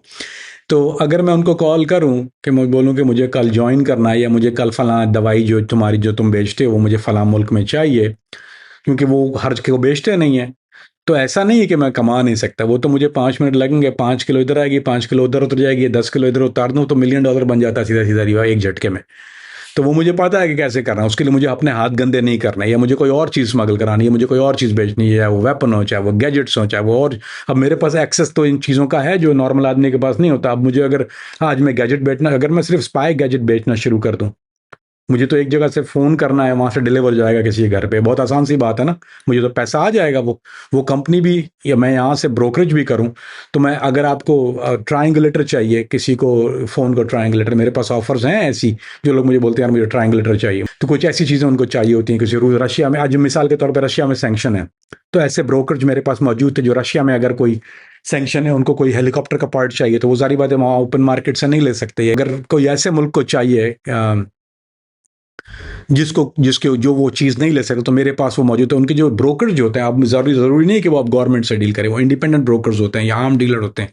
वो आर्म डीलर जो होते हैं वो इंडिपेंडेंटली एक दूसरे को जानते हैं, चूंकि मैं इस काम में रहा हूँ और मैं वॉज आर्म डीलर, चाहे वो गवर्नमेंट के लिए करता, because but I was arm dealer. तो अगर मैं सिर्फ यही करना शुरू कर देता, चलो मैं ड्रग्स ना बेचता, तो मैं सिर्फ आर्म्स की शिपमेंट उठाता एक जगह से दूसरी जगह, वो मुझे खुद तो जाके नहीं कंधे पे कैरी करनी थी, मुझे तो फ़ोन करना था, वो लोड करके फलां जगह उतार दे, फलां बाहर बैठा हुआ है, या गोल्ड है, या कोई और ऐसी 10,000 चीज़ें हैं जिसको मुझे सिर्फ एक फ़ोन कॉल पे मैं बैठे बैठे रिमोटली कर सकता हूँ, जो मेरे लिए बहुत आसान है करना। तो मेरे पास प्लान्स तो मौजूद हैं, ऐसा तो नहीं है कि नहीं है कि what I could do, what are my options are unlimited. और मार्केट जो जो चीज़ें प्रोडक्ट मेरे पास है उसकी मार्केट जो है वो ऐसी, वो दुनिया भर में मिलती नहीं है। आप तो नहीं बाय कर सकते, वो मैं कर सकता हूँ। तो वो it was not a worry, पर it was of course a stress thing होती है कि आप जेल से निकल के आ रहे हैं, तलवार लटकी हुई है, क्या होगा, कैसे होगा, how you gonna survive, what where you gonna go. फिर ये भी नहीं पता था ना कि मंजिल का तयन नहीं हो रहा था कि मुझे जाना कहाँ है। मेरे तो उस वक्त डिपोर्टेशन मेरे सर पे हैंग थी, और डिपोर्टेशन जो थी वो मेरे पास ऑप्शन सिर्फ एक ले दे के पाकिस्तान था, और ये भी था कि पाकिस्तान में जाने के बाद मेरे साथ क्या सुलूक होगा, या पाकिस्तान में क्या किया जाएगा मेरे साथ, या पाकिस्तान में जा भी सकता हूँ या रह भी सकता हूँ या नहीं रह सकता। तो अब पाकिस्तान में आप इमेजिन करें कि आप बेहतर जानते हैं इस बात को, चाहे वो आप लाहौर में रह रहे हो, चाहे वो कराची में रह रहे हो। मेरा टारगेट तो कराची था। तो मेरे लिए, मेरा अलकायदा के लिए, आईसिस के लिए, चाइनीज स्नेक एंड माफिया के लिए, ये जितनी और कोई ऑर्गेनाइजेशन है, या तालिबान के लिए मैं किस किस्म का टारगेट हूँ। तो सदर मुशर्रफ पे हमला कर देते हैं, वो थोड़ी को ख्याल करते हैं कि उसकी इतनी सिक्योरिटी होती है। कुछ अब मैंने जो उनको जो जो 10 दिए हैं वो तो वही जानते हैं ना, या कुछ आप लोगों के पास कुछ तफसीलात हैं उसकी। अब लेकिन वो तो उनको पता था कि मैंने उनको क्या डैमेज किया। वो भी ऐसा नहीं कि मॉनिटर नहीं करते, वो भी देखते ही हैं और उनकी सर्वेलेंस बहुत अच्छी होती है। तो ये भी एक था कि मैं पाकिस्तान जाऊंगा, उसमें मुझे पता था कि मैं ऐसा तो नहीं कि मैं बाहर निकल के कैफे प्याला पे चाय पी रहा हूँ रात को जाके, ये न कभी नहीं होगा मेरे साथ कि मैं कभी फ्री एंड क्लियर नहीं हो सकता। There is always gonna be अब मेरी ट्रिगर पे जो है, मुझे ये पता था कि मैं अगर गन मेरे साथ MP5 है तो मुझे ट्रिगर पे उंगली रखनी है ऐसे, और मैं ऐसे बैठ के चाय पी सकता हूँ खाली है। मैं खाना खा रहा हूँ तो मुझे ये पता है कि मेरा लेफ्ट हैंड साइड पे पिस्टल रख के, वो पूरा कॉक पिस्टल रख के ही खाना खा सकता हूँ अगर मैं बाहर हूँ कहीं पे। मैं फ्री एंड क्लियर कभी भी नहीं होता। या अगर मैं मॉल जा रहा हूँ तो मेरे पीछे बंदा होना चाहिए इतने फीट पे, वो मैं पूरा इंतजाम कर लिया था मैंने। खैर, तो ये भी था ना कि जाने के बाद वो the life gonna be like, मैंने पूरी जिंदगी अमेरिका गुजारी है या फिर दूसरे मुल्कों में गुजारी है, लेकिन अब पाकिस्तान में इतना ज़्यादा रहा नहीं मैं। तो वो एक कैसी चीज़ होगी मेरे लिए। फिर मेरी वाइफ अमेरिकन है, तो वो पाकिस्तान में किस तरह सेटल होगी, जारी बात है वो तो नहीं छोड़ना चाह रही थी, या वो नहीं चाहती थी कि कहीं मुझसे दूर हो इतने अरसे रहने के बाद जेल में। तो वो ऐसा भी नहीं था, मैंने उसको कहा कि मैं पहले चला जाता हूँ, उसके बाद तुम ज्वाइन कर लेना मुझे आके, let me get situated over there. वो भी इस बात पे भी राजी नहीं थी, बोलती नो मैं तुम्हारी साइट नहीं छोड़ूंगी, आई नो इधर what it is, whatever जो जो होगा साथ होगा। अब अगर इफ इज लाइफ और death we are in it. So I am walking into a, एक तो जेल, असैसिनेशन, टेररिस्ट ऑर्गेनाइजेशन, तो मैं तो हर वक्त ओपन टारगेट हूं ना। तो that is a very difficult thing for a human to live with, और मेरे लिए बहुत एक मुश्किल चीज थी, लेकिन अल्हम्दुलिल्लाह आज आपके सामने हूं और खुश हूं। कामरान भी, अगर आज हम देखें इंडिया का जो नया डॉन या नया गैंगस्टर वो लॉरेंस बिश्नोई है, उसके ऊपर हम एक कंप्लीट पॉडकास्ट करेंगे और उसकी असलियत बताएंगे। लेकिन ऑफ कैमरा आप मुझे बता रहे थे कि लॉरेंस बिश्नोई जो है वो इंडियन एजेंसी रॉ के कहने पर चलता है, उनका एक टाउट है। तो जब आप जेल से निकले तो लॉरेंस बिश्नोई की तरफ से या लॉरेंस बिश्नोई के गैंग की तरफ से आपको थ्रेट तो नहीं आया, आप पर कोई अटैक तो नहीं हुआ? नहीं अली भाई, लॉरेंस बिश्नोई से तो मुझे एज सच कोई थ्रेट नहीं आया। मुझे रॉ से डायरेक्ट थ्रेट आया। मुझे उसके अलावा, रॉ के अलावा थ्रेट आया जो इंडिपेंडेंट जो बदमाश हैं वहाँ के इंडिया के, जो कि वॉनबीज हैं। उसने अगर वो हो लॉरेंस बिश्नोई तो मुझे पता नहीं है, he never declare Lawrence Bishnoi, लेकिन वो ऐसे लोग थे कि जो जिनको जिनको मैं जानता हूँ कि वो कौन है, यानी उनकी कैपेसिटी क्या है। ये नहीं जानता कि वो कौन है, मुझे उनकी कैपेसिटी पता है क्या, कि अगर कोई मुझे, हमको बात से अंदाजा हो जाता है भाई, जिस लाइन ऑफ वर्क में मैं हूँ, जब आदमी मुंह खोलता है तो मुझे आपकी हाइट का अंदाजा, अगर मुझे कोई थ्रेट कर रहा है तो मुझे उसके थ्रेट करने के अंदाज, उसकी लैंग्वेज, उसके टोन से अंदाजा होता है कि व्हाट कोई भी आदमी, दिस इज माई जॉब और आप done it for so long कि आप उसको साइज कर लेते हैं within minutes, within seconds, within so it don't take long to figure out कि ये ना कहानी क्या है पीछे। And then I have resources जिनको मैं कॉल करके कह सकता हूँ कि यार, and some of them declare their name, तो मुझे अंदाजा हो गया था कि ये this is somebody in Bombay में है तो ये या गुजरात वाला है तो ये हु इज इन बैक पे कौन है इसकी। या एक इंडियन मिनिस्टर था, भरत सोलंकी नाम था उसका शायद, गुजरात का, जिसके जिस जिस जो करप्शन का पैसा लेके आया था, वो मैंने उसके ऊपर केस किया था। वो मेरे केस था अमेरिका में। वो रेलवे का, आई थिंक पहला एक्स मिनिस्टर रेलवे का, if I remember it clearly, ऐसी किस्म का मकाना चीज था। सो वो ये समझ रहा था कि मैंने शायद उसकी कोई चीज़ लीक कर दी, तो उसके एक टाउट ने मुझे कॉल किया कि भरत साहब जो है वो बात करना है। मैंने भरत को बोला उसकी तो कुछ नहीं, टेढ़ा कर ले जो करना है, कुछ नहीं होता। तो वो कुछ ऐसी चीज़ें थी कि he carries a lot of weight overseas, उसका काफ़ी बड़ा नेटवर्क है। तो ये चीज़ें चल रही थी। But life goes on Ali भाई। थ्रेट व्रेट से तो अगर घबराता तो फिर आज इस काम में ना होता मैं। अमेरिका ने तो आपको 30 साल की सज़ा सुना दी थी, लेकिन 4.5 साल आपने जेल में गुजारे और सख्तियाँ झेली। जेल में आप कुछ प्लान तो करते होंगे कि जेल से निकलने के बाद आपने करना क्या है, क्योंकि FBI को तो आप खुद लात मार के आ गए थे। तो जेल से निकलने के बाद अपने आप को इंगेज रखने के लिए क्या प्लान किया था, रोड मैप क्या था कि अगले 6 महीने में या साल में आपने ये कुछ करना है, अपनी लाइफ को इस तरह से मैनेज करना है? अली भाई, मेरे जहन में तो उस वक्त एक ही चीज़ थी, और बहुत अरसे से एक ही चीज़ थी, यानी जेल में जब मैंने टाइम काटा उस वक्त से मैंने प्लान करना शुरू किया था कि मेरे लिए तो एक ही चीज़ थी, वो पाकिस्तान, कि मुझे पाकिस्तान जाना है, पाकिस्तान में रहना है, और जो मुझसे हो सका, जो मैं कर सकता हूँ वो पाकिस्तान के लिए करना है। तो सिर्फ एक पाकिस्तान ही था जो मुझे जिंदा रखता था, या जो मुझे होप, जो पता light of the candle light on the end of the tunnel जो थी, वो मेरे लिए पाकिस्तान ही थी। तो वही एक चीज़ थी मेरे लिए, तो कि मुझे वहीं जाना है, वहीं रहना है, वहीं दफन होना है, वहीं मरना है। अगर कोई अटैक हो, कुछ हो, तो मुझ पे वहीं हो, मैं वहाँ दफन हो पाऊँ जहाँ मेरे बुजुर्गों की खबरें मौजूद हैं या मेरे रिश्तेदारों की खबरें मौजूद हैं। वहाँ पे मुझे वहीं दफन होना, उसी कब्रिस्तान में जाना है। और that's what I was very, मुझे I made peace with myself कि अगर कुछ हुआ तो मैं ये नहीं हूँ कि मैं रास्ते में ना मरूँ, बल्कि मैं वहाँ मंजिल मकसूद पे पहुँच के मरूँ। तो Pakistan was it for me. बाकी फाइनेंशियल मैंने आपको बताया कि was not such much of a concern. तो ऐसा कोई मैंने प्लान नहीं किया था कि मुझे 6 महीने में ये कर लूंगा, या जैसे लोग करते हैं। Usually I am not a very much planning guy Ali भाई। मैं जो हूँ, मैं I am more of a random guy. मैं जब मुझे फ्लाइट लेनी होती थी घूमने के लिए भी, तो गिव यू पर्सनैलिटी आइडिया, मैं अपने आपको बोलता था, hey you want to go to Finland now, या let's go to the airport. तो मैं इसको लेके एयरपोर्ट चला गया, और हम फिनलैंड की फ्लाइट तो नहीं मिल रही मुझे, पहली फ्लाइट एम्स्टर्डम की मिली, एम्स्टर्डम चला गया। एम्स्टर्डम से मैंने कहीं और की फ्लाइट ले ली, फिर मैंने जाके 3 दिन के बाद फिनलैंड पहुंचा, या स्वीडन पहुंचा, या कहीं और पहुंचा। और सेम थिंग, अगर मैं थाईलैंड में था तो ये this is actually I have done it. मैं को ये नहीं इसको बोलूँ चलो let's go to Costa bore हो रहे थे, मतलब कोस्टा रिका गया, सैन होजे एयरपोर्ट पे उतरा, गाड़ी उठाई, वहां से कोई प्लान नहीं, कोई बुकिंग नहीं, कोई जीपीएस नहीं, कोई कुछ नहीं, एक बैकपैक सिर्फ, इसका एक बैकपैक, मेरा backpack, that's how we travel. तो हम लोग रैंडम ज़्यादा ट्रैवल करते हैं। वहां से मैंने गाड़ी ली, all the way Liberia drive कर गया। तो लिबेरिया बीच है, लाइबेरिया कंट्री नहीं, लिबेरिया बीच है, विच इज 16 आवर्स या 12 आवर्स गिव और टेक है वो। बट वो हम लोग 3 दिन में सफर, क्योंकि we stop and every place, कहीं टर्न आ गया तो वहीं ले लिया। सो कोई चीज़ प्लान नहीं करता। मैंने थाईलैंड से all the way China drive की हुई है, सिर्फ इसी चक्कर में, प्लान नहीं किया। गया था बैंकॉक, उतरा, होटल गया, मैं बोर हो रहा हूँ, गाड़ी ली, उसको बोला let's go to Laos, Laos चले गया, लाओस रुका 2 दिन, मतलब कंबोडिया चले जाते हैं, गो टू कंबोडिया, कंबोडिया चला गया, कंबोडिया से चला boring, let's go to Vietnam, Vietnam is long strip, Vietnam चला गया, साउथ से नॉर्थ, हालोंग बे पर रुक गया, हालोंग बे से उतरा, उसके बाद चाइना से पदाना ऑल द वे ड्राइव करके चला गया। So this is how we have done thing. मुझे ये ज़्यादा एक्साइटिंग लगता है, we like doing that way. तो प्लानिंग, क्योंकि इस काम में आप प्लानिंग कर सकते हैं फाइनेंशियल, कि आपके पास बैकअप मौजूद है, लेकिन आपके पास जब फाइनेंशियल बैकअप मौजूद है तो फिर आपको और चीज़ प्लान करने की ज़रूरत नहीं होती, क्योंकि आपके पास इतनी चीज़ें, एवेन्यूज़ मौजूद है। आपको पता है कि यार मैं पत्थर भी मारूंगा तो I get money out of it, या मट्टी भी उठाऊंगा तो मुझे पता है कि how return to a gold, क्योंकि एक एक लाइफ ऐसी जी है। तो कोई ऐसा सच प्लान नहीं किया था कि विद इन 6 मंथ्स ये था, या विद इन 1 ईयर ये था। एक चीज़ मैंने ज़रूर सोची थी कि मैं पाकिस्तान जाके कैफ़े बनाऊंगा, जो मुझे बहुत शौक है, मेरी वाइफ को भी बहुत शौक है, वी बिल्ड अ कैफे। अब इंशाल्लाह सोच रहा हूँ कि वो सऊदी या दुबई में I am gonna build one. तो ये we are thinking about it right now, अभी फाइनल नहीं है। तो हमारा ये प्लान था कि एक मैं बिल्ड करूंगा कैफे कराची में। मैंने जगह भी देख ली थी उसके लिए, और डिफेंस में फेज 8 में मैंने एक जगह देखी थी, और वो मुझे आइडियल लगी थी, थोड़ा बीच के करीब।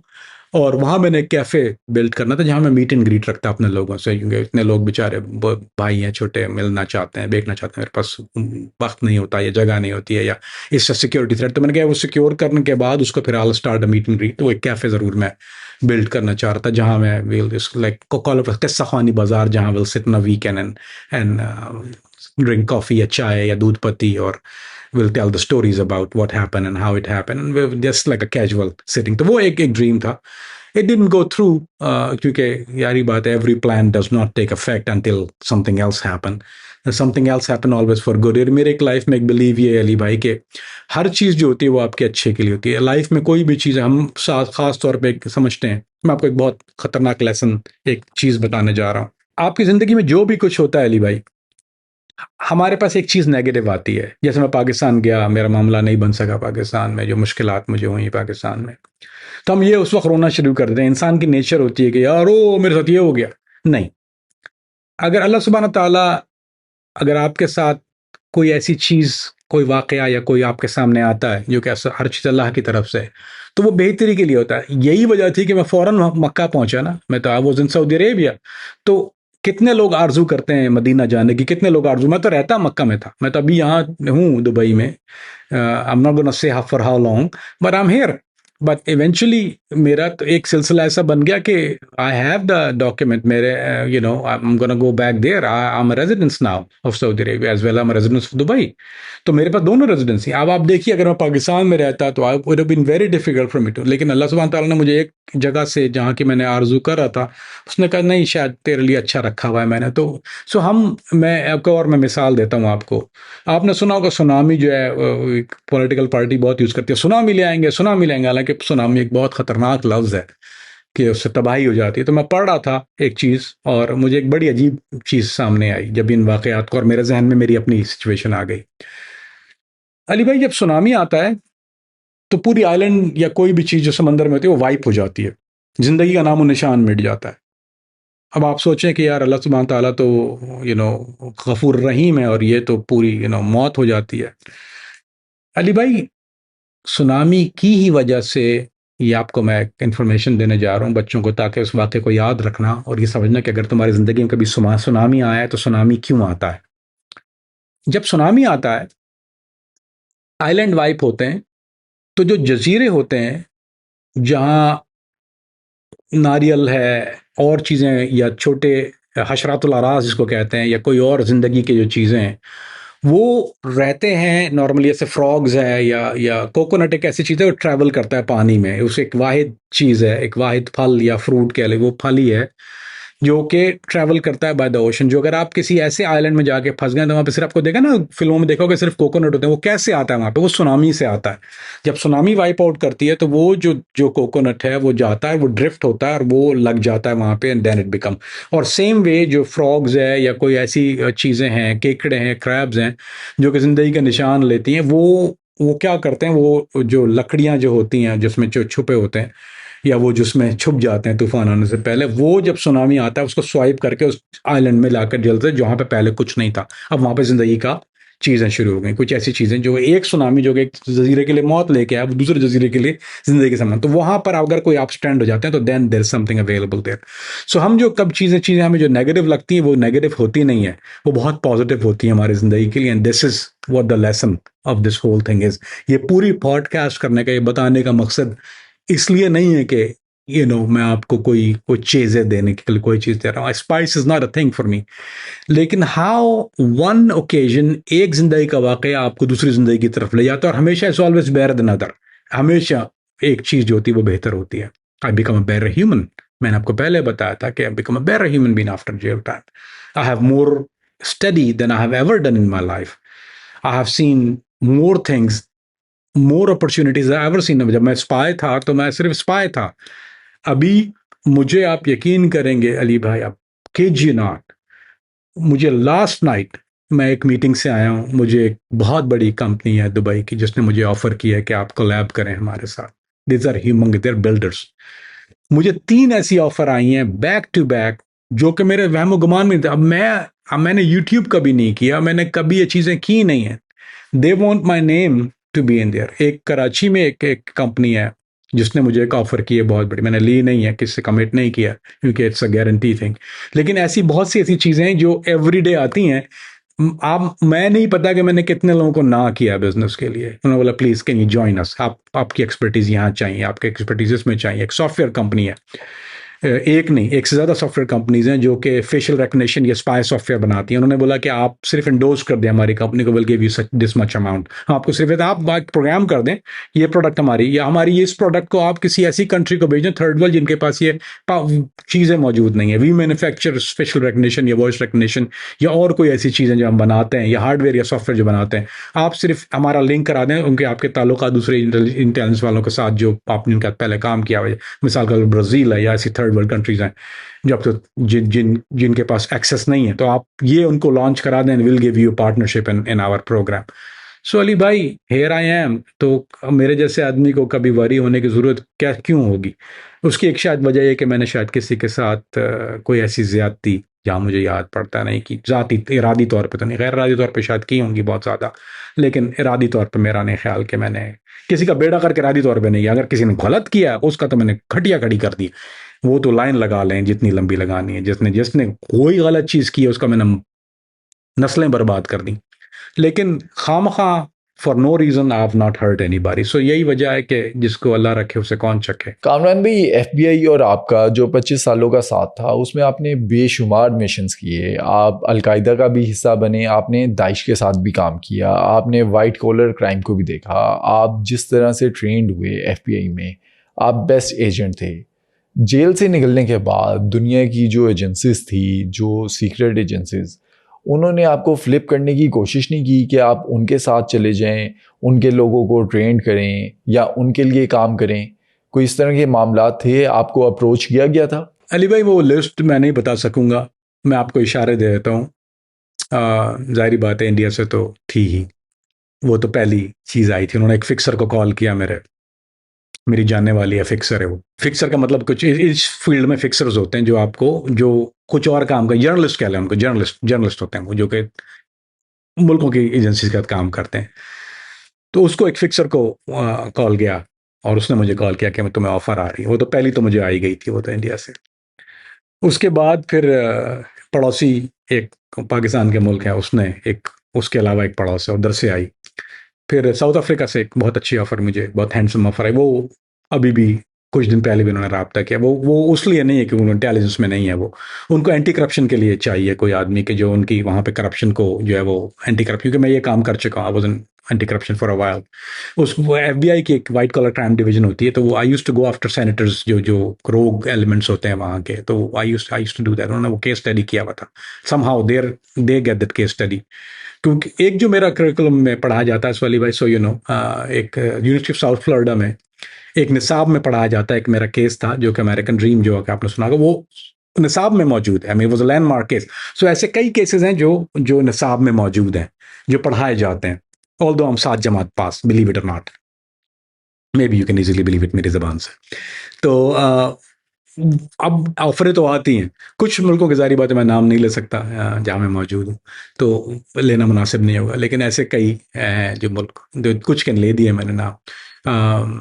एक ऑप्शन मुझे और भी कहीं से था, तो वहाँ ठंड बहुत होती है, वहाँ की ठंड मशहूर है। उन्होंने बहुत फोर्स भी किया कि किसी भी तरह से आप जो चाहिए ले लीजिए और यहाँ पे आ जाइए।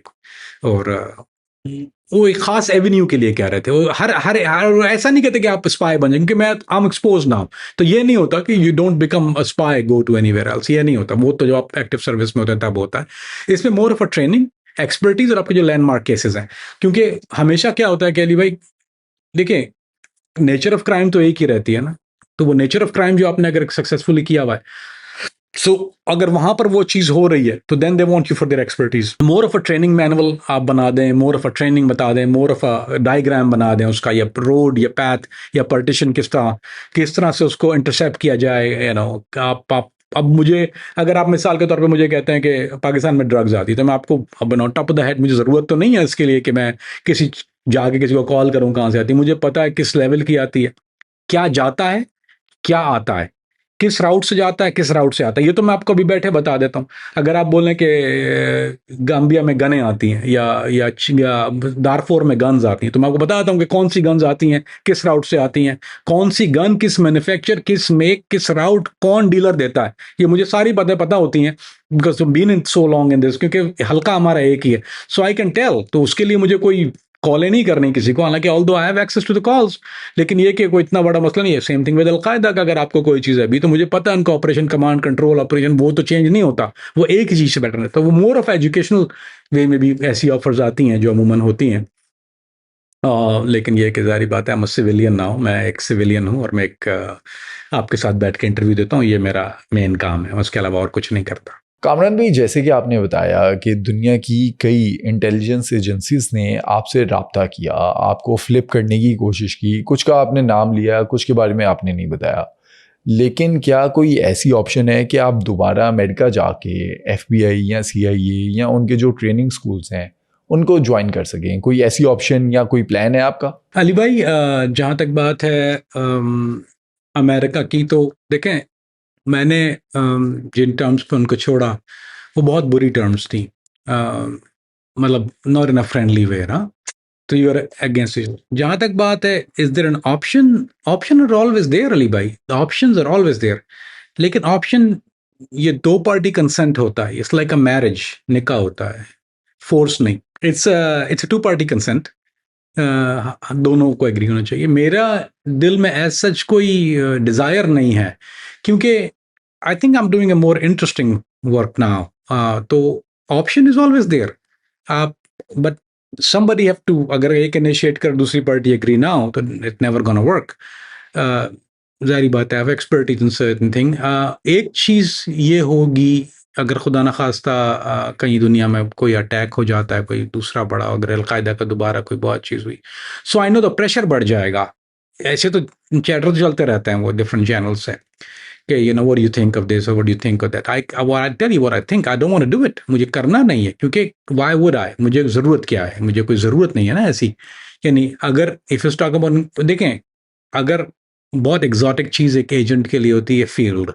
फील्ड में छोड़ चुका, फील्ड में कर सकता because I am in public आए ना। अब मुझे हर एक को ये थोड़ा पता है, अब प्लास्टिक सर्जरी अब मैं करवाऊंगा नहीं, करवा नहीं सकता, तो I can not go back in that capacity. लेकिन डेस्क अगर मुझे करनी है, वो डेस्क भी अगर ट्रेनिंग है तो वो डेस्क कहलाती है। तो मैंने अगर मुझे डेस्क लेनी है अली भाई, तो it only can be one reason, financial. तो financial is not the reason for मी।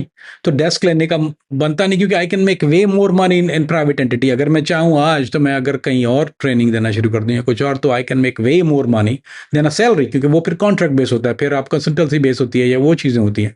सो अगर just to give you an idea, अगर मैं मिसाल के तौर पे एक मिसाल दे रहा हूँ, जस्ट एक नाम थ्रो कर रहा हूँ, कि कल मैं चला जाऊँ स्वीडन चला जाऊँ, कल मैं रह चुका हूँ वहाँ पे, अब मैं प्राइवेट डिटेक्टिव एजेंसी खोल लूँ वहाँ पे, who can be better than me? तो मेरे लिए तो वो private, basically I am doing the same job, right? I hire 4 the staff, 2 को रखूँ, एक सेक्रेटरी रखूँ, I can, what kind of money I can make. मुझे पाकिस्तान से 2 प्राइवेट एजेंसीज हैं जिनका ऑफर आया कि आप हमें कॉन्ट्रैक्ट कर लें, हमारे साथ ट्रेनिंग भी दे दें और हेल्प भी कर दें। They deal with lot of another thing. मुझे एक और कंपनी ने कहा कि हम पॉलीग्राफ स्पेशलिस्ट ढूंढ रहे हैं, वी डोंट हैव वन। सो हम उनका, अच्छा क्या होता है, ये सारा मार्केटिंग गेम है इसमें। अभी तो मुझे पहले पता नहीं था, अब now I am learning this. It's a marketing game for them. कि वो चाहे तो पॉलीग्राफ मशीन नहीं खरीद सकते हैं प्राइवेटली, पॉलीग्राफ गवर्नमेंट से कॉन्ट्रैक्ट कर सकते हैं या प्राइवेटली कर सकते हैं। इवन पाकिस्तान से जैसे मुझे जो ऑफर आई, वो लोग कहते हैं कि लेकिन वी वांट, अगर नाम होगा, अगर वो एडवर्टाइज हुआ कि polygraph done by x FBI agent, so how sound exotic, right? So that's what there thing is, so that's what I get the big बक्स। तो जारी बात है, आई एम गोना चार्ज। अगर आप नॉर्मल आदमी पॉलीग्राफ कराएंगे, he know the loop, I don't have to go through that loop. मुझे तो आपके लूप्स का भी लूप पता है ना। तो ये एक ऐसी चीज होती है। तो अगर मुझे कोई, अगर चार्म है, the only thing you can say is money, but I can make, तो मेरे लिए इट डोंट मेक सेंस, ये एड अप नहीं होता किसी भी तरह से। ऑल्दो इट साउंड सेक्सी और is exotic, but it don't make sense. तो जो सेंस नहीं बनेगी वो मैं करूंगा नहीं। अगर मुझे गाड़ी बेचनी है, मिसाल दे रहा हूं मैं आपको, अगर मुझे कोई गाड़ी बेचनी है, अगर मुझे आज ऑफर है, मैं हर गाड़ी जाके नहीं बेच सकता, ये मेरा एक माइंड सेट है। अगर मुझे, मैं जाके Hyundai या Kia नहीं बेच सकता हूं, या इवन मर्सिडीज नहीं बेच सकता हूं। जो प्रोडक्ट पे मैं खुद सोल्ड हूं, that's the one I can sell, and I can sell the hell out of it, क्योंकि मैं सोल्ड हूं उस प्रोडक्ट के ऊपर, मुझे सक्सेस रेट पता है अपना। इस प्रोडक्ट पे मैं सोल्ड नहीं हूं अली भाई, मेंटली सोल्ड नहीं हूं। I am not satisfied with that lifestyle, I am not okay with that anymore. So options, yes. Do I want to? Fuck no. Kamran भाई, लास्ट सवाल आपसे, लेकिन ये सवाल मेरा नहीं, ऑडियंस का है। हम अक्सर कहते हैं कि अगर ऑडियंस कमेंट्स में कोई सवाल पूछना चाहती है तो वो पूछ ले। जो एक चीज़ लोग जानना चाहते हैं, जो पहले भी कई बार मैंने आपसे पूछा है, लोगों का ये सवाल है आपसे कि क्या कामरान फरीदी आज के दिन भी अमेरिका के CIA के या FBI के किसी मिशन पर तो नहीं? क्या कामरान फरीदी आज के दिन भी CIA या FBI का कोई अंडरकवर एजेंट तो नहीं? और इस मिशन के लिए कामरान फरीदी पहले जेल गया, जेल से निकलने के बाद फिर वो पाकिस्तान आया, पाकिस्तान से सऊदी और फिर दुबई। ये सब जो सेक्रीफाइस किया, ये एक मिशन का हिस्सा है। आज आप सच बता दें कि क्या कामरान फरीदी किसी मिशन पर तो नहीं है? लोग तो बहुत कुछ कहते हैं अली भाई। मैं मिसाल देता हूँ। आई mean that's a question I had in Pakistan. जब मैं पाकिस्तान गया तो मुझसे सवाल हुआ था, जो जवाब मैंने वहां दिया था वो मैं आपको दे देता हूँ, and I elaborate after that. मैंने दुनिया के कितने मुल्कों में एंटर हुआ, not as Kamran Faridi, as mister XY और मिस्टर Z। कितने दुनिया के मुल्कों में जिनमें एंटर हुआ, काम किया, निकल गया, काम किया, निकल गया, किसी को नहीं पता ना, जब तक मैंने खुद रिवील नहीं किया। Nobody ever know, you can not know when I go in, when I come out. कितने मुल्क है दुनिया के, आप काउंट ही नहीं। अगर हम आज अभी बैठ के काउंट भी करें ना, तो 4 या 5 मुल्क हम भूल जाएंगे। This is exactly how it is. ये मैंने ट्राई किया हुआ खुद, ट्रेलर मैंने अपनी वाइफ के साथ बैठ के एक दिन में काउंट कर रहा था। उसके 2 घंटे का, oh what about that one, oh yeah that was that. फिर कुछ 2 घंटे का, oh you did that one too. Cases और लाइफ, कीप इन माइंड, आप जो चीजें 2 घंटे में सुनते हैं वो इसलिए पॉसिबल नहीं है उसको सुनना या करना कि this 25 years or more than 27 years of it, 27 साल, 24 hour 7 days एक्शन। सो जहां तक बात है इंटर इन एंड आउट होने की, तो वो I could have done it. अब मैं पब्लिक जेल में चला गया, जेल से बाहर आ गया, अब इस बूथे को हर कोई पहचानता है। बाहर जाता हूं, कहीं भी जाता हूँ, मैं बताया कुछ दिन पहले, मैं आपको मिसाल देता हूँ, एक जगह शीशा पीने मैं दोस्त के साथ गया, 2 दिन पहले की बात है। अली भाई शीशा पीने गया, लिटरली मुझे नहीं पता, अच्छा वो भी मेहमान लेके गया, मुझे नहीं पता, दोस्त है मेरा यहाँ, मुझे बोलता है शीशा पीते हैं, वो एक जगह मुझे ले गया, अब वहाँ सारे पाकिस्तानी बैठे हुए थे। अब वहाँ कोई 2 नंबर का काम करते होंगे, वो कर रहे थे या करते हैं, चल करने होंगे, मुझे पता है करते हैं वो 2 नंबर का काम, या करते हैं, या उसमें से कुछ मुझे जानते भी हैं, कुछ लोग जिनको मैं पकड़ चुका हूँ उनको जानते हैं। अब मैं अंदर घुसा हूँ वहाँ पर, अब मुझे नहीं पता कि मुझे कहाँ लेके, मुझे वो बोल के गया है कि यार मैं आपको ऐसी कमाल जगह लेके जा रहा हूँ। मैं अंदर गया, वहाँ लोगों के चेहरे यूँ, यूँ, क्या हाल है भाई, खैरियत? भाई ठीक है, भाई। नर्वस होना शुरू हो गए लोग अंदर। Could I have done undercover operation like that? I mean, this is practical. वो पूरा ही बड़ा बम बड़ाम हो गया वहां पे अंदर, धड़ा धुड़, उधर लोग उधर जा रहे हैं, उधर कोई यहाँ बैठा था, उसने सीट पीछे ले ली, जो यहाँ डीलिंग कर रहा था वो कहीं और बाहर चला गया। People start leaving. Is it practically possible? Is it make sense to anybody? It don't make sense. So, Ali bhai, it's impossible. If I go to चीचा वतनी या चीचू की मलिया चला जाऊं, people know me there. जब आप नोन होते हैं तो how can I operate? Plus जिस मुल्क में आप जा रहे हैं वो भी तो उल्लू के पट्टे नहीं है ना, they know where I am, what I am doing, वो हर तरह से नजर रखते हैं। इट्स नॉट पॉसिबल अली भाई, इट्स प्रैक्टिकली इम्पॉसिबल। क्या मिशन कर सकता हूं मैं? आई मीन पीपल हो रहे हैं ये हम पे अपना एजेंडा जो है वो थोप रहा है। भाई तो तुम मत सुनो, मैंने तो, मैं पैसे दे के तो नहीं तुम दे के आए हुए यहाँ पे कि तुम्हें 3 घंटे की बोर मूवी देखनी है, don't. So there is no such thing, it don't make sense, it don't, ऐसा होता नहीं है। जो ऑपरेशंस होते हैं अली भाई वो क्वाइटली होते हैं। वो कोवर्ट क्यों लफ्ज कहते हैं? कोई covert operation, it's a black op, it's a covert operation, covert operation, black op, it's not in public का, you never know, I can do it. मैं क्यों अपनी मुश्किल, एक बहुत आसान काम है मेरे लिए एक ऑपरेशन का, ठीक है, नोबडी नो हुआ है, मैं गया करा निकल गया। अब मैं एक जगह जा रहा हूँ एक काम करने के लिए, रास्ते में कोई मास्क पहन के तो नहीं जाऊंगा ना, 4 आदमी जानने वाले मिल जाएंगे। मैं अब मैं ट्रेसेस छोड़ रहा हूँ अपने। अगर मुझे मिसाल के तौर पर एक मिसाल देता हूँ, मुझे लाहौर से जाके फैसलाबाद जाना है फॉर एग्जांपल, एक केस करने के लिए मैं लाहौर में ठहरा हूँ। अब मैं लाहौर से फैसलाबाद की जो मेरी ड्राइव है, मैं कहीं रुकूंगा पेशाब करने या चाय पीने या कुछ भी करने, कुत्ता मारने या रास्ते में पेट्रोल डलवाने, 2 जानने वाले, 3 जाना, now I am leaving traces. इस काम में ट्रेसेस नहीं होते हैं, you have to do without the trace, you go in without trace, you come out without trace. अब मैं सारे ट्रेस छोड़ने के बाद हाउ गुड एम आई? क्योंकि अब बाद में जब वो काम हो जाएगा, दैट्स अ 2+2=4, ये आया था, यहाँ पे गया था, कर गया था, ही वाज फैसलाबाद, फलां स्टोर पर रुका, फलां जगह रुका, I can trace back to. So there is no covert. फिर स्पाई वर्ल्ड में सिर्फ कोवर्ट होता है, ओवर्ट नहीं होता अली भाई, there is no such thing as overt. Military करती है, कोवर्ट स्पाई करता है। तो it don't make no sense, it's a dumb thing, it's a stupid thing. मुझे एक खातून ने कमेंट लिखा, बेचारी की अकल, मुझे बोलती है हमें मोसाद के एजेंट की बातें नहीं सुननी, और वो सुनती सारी है, मतलब वो तो मुझे पता है क्योंकि हर वीडियो पे कमेंट करते हैं हाँ मोसाद के।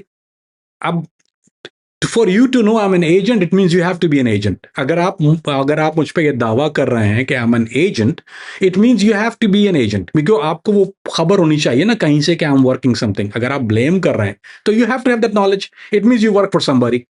If you work for somebody, you are gonna put it out there. Second thing, you have to be smarter than I am. Maybe you are. Maybe you are smarter than I am. It means that you know my life. It means you know what I do. It means what inspires you to do. So ये सवाल करते हैं ना, उनकी अकल जो है वो, उसका जो मेयार है, अगर नॉर्मल आदमी का यहाँ होता तो उनका यहाँ होता है। क्योंकि पाकिस्तान में एक हमारे एक मसला या क्या है कि if something is too good it's never true. क्योंकि सारी हमारी जिंदगियों में पाकिस्तानियों की एक डिलेमा है कि सारा ही बुरा होता है, जो भी आता है हम जिसके पीछे नारा लगाते हैं वो जो शख्सियत परस्त होते हैं। मतलब I don't want you to praise me, I don't want you to follow what I am doing.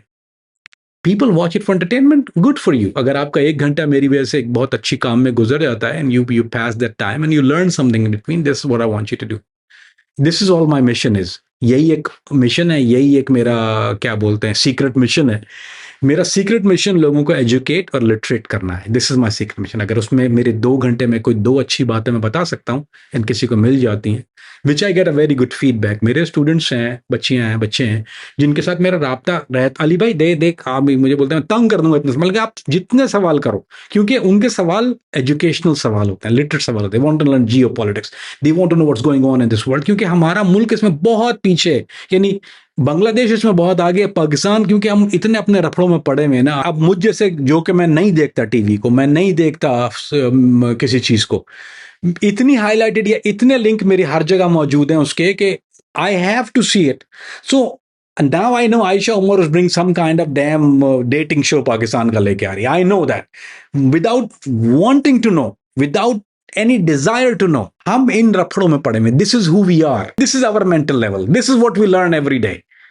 मेरा काम to drag you from that stupidity, bring you to the life which I have known and seen which make you successful। अगर मैं दो अच्छी बातों से आपकी life को बेहतर बना सकता हूं, make you a better person, you gonna have to be a better person before you have to be a better human, a better person before you're successful in life। ये चीजें इस तरह चलती हैं, it's a track of it, better human, better person, successful in life। ये अगर दो चीजें नहीं है आपके पास, a donkey cannot be a successful person, a donkey can have money but he cannot be a successful person। A donkey cannot sit कहीं पे आप बैठ के चार लोगों से बात करते, लोग बोलते हैं यार ये उल्लू का पट्टा किधर आ गया, हेलो करेक्ट के साथ होता है। That person, can you imagine कि आप कहीं बैठे और लोग को कोफ्त हो रही हो आपकी बातों से। This is who we are as a nation Pakistani. हम कहीं बैठे होते हैं ना और कोई दो आदमी को 2 टके की अकल होती है, मैं गालियां देता है यार ये क्या बातें कर रहे हैं यार। कल मेरी वाइफ स्क्रॉल करके दिखा, लुक वो एल्गोरिथम है वो, यार मुझे look at the reels in Pakistan. What is educational there? आप व्हाट्सएप करके देखें तो भाई वो praise the country, this is what's going on. Saudi अगर डाल के देखें, this is the construction, this is thing, praise this, hidden treasure, history, यार हमारे पास हिस्ट्री नहीं है क्या? We have it, we don't have the culture, we do have it. आप ट्विटर पे चले जाएं जो कि एक बेहतरीन educational, I mean that's the best tool there is ever brought to the mankind. ठीक है, अब जब से सोशल मीडिया पे X is a platform where, जहां आपको एलन मस्क भी दिखता है, जहां आपको ट्रंप भी मिलता है, जहां आपको everybody is there talking about policies, talking about this, talking about that. आपको दारफुर में क्या हो रहा है, कांगो में क्या होना, 4 स्क्रॉल मारने। हम किसको फॉलो कर रहे होते हैं? रात को मैं व्हाट्सएप पे आऊं, नंगी नंगी बातें करनी है या मेरे शलवार उतार के दिखाऊंगी, ये करना। This is exactly what goes on in our X. ये मैंने किया, करके देखने तजुर्बे। माई जॉब, मेरा मिशन, to get you out of this stupid crap, give you something which make you a human being, जो कि दुनिया को जानता हो कि वहां क्या हो रहा है, because that's the most important thing। आज आप मर जाओगे, क्या लेके जाओगे? You want to die like a donkey? Good luck to you। So Ali bhai, this is the mission and that is the only mission। Whoever takes it, good, whoever don't is their loss, not mine। मैं तो I'm gonna have, अभी मैं जा रहा हूँ wife के साथ कढ़ाई खाने, शनवारी जबरदस्त वाली खाऊंगा। I'm gonna have शीशा, I'm gonna have good कढ़ाई, I'm gonna have a good, have a great night on weekend। दोस्तों, सबसे पहले तो मैं आपका शुक्रिया अदा करना चाहता हूँ कि आपकी सपोर्ट की वजह से सोच डिजिटल के 10,000 सब्सक्राइबर हो गए हैं। आपको जैसा कि पता है कि मैंने अपनी जॉब को क्विट किया और ये चैनल स्टार्ट किया ताकि मैं आज़ादी के साथ आपके लिए इंगेजिंग कंटेंट बना सकूं और सच बता सकूं आपको। आज के दिन भी बहुत से ऐसे लोग होंगे जो हमारी इस वीडियो को तो देख रहे हैं, अभी मुझे सुन भी रहे हैं, लेकिन उन्होंने इस चैनल को अब तक सब्सक्राइब नहीं किया। उनके सब्सक्राइब ना करने की वजह से जो नेक्स्ट वीडियोज़ आ रही होंगी वो उन तक नहीं पहुँचेंगी। आप लोगों ने अगर इस चैनल को अब तक सब्सक्राइब नहीं किया तो प्लीज़ इस चैनल को सब्सक्राइब करें ताकि ज़्यादा से ज़्यादा ऑडियंस तक हमारी ये वीडियो पहुंच सके।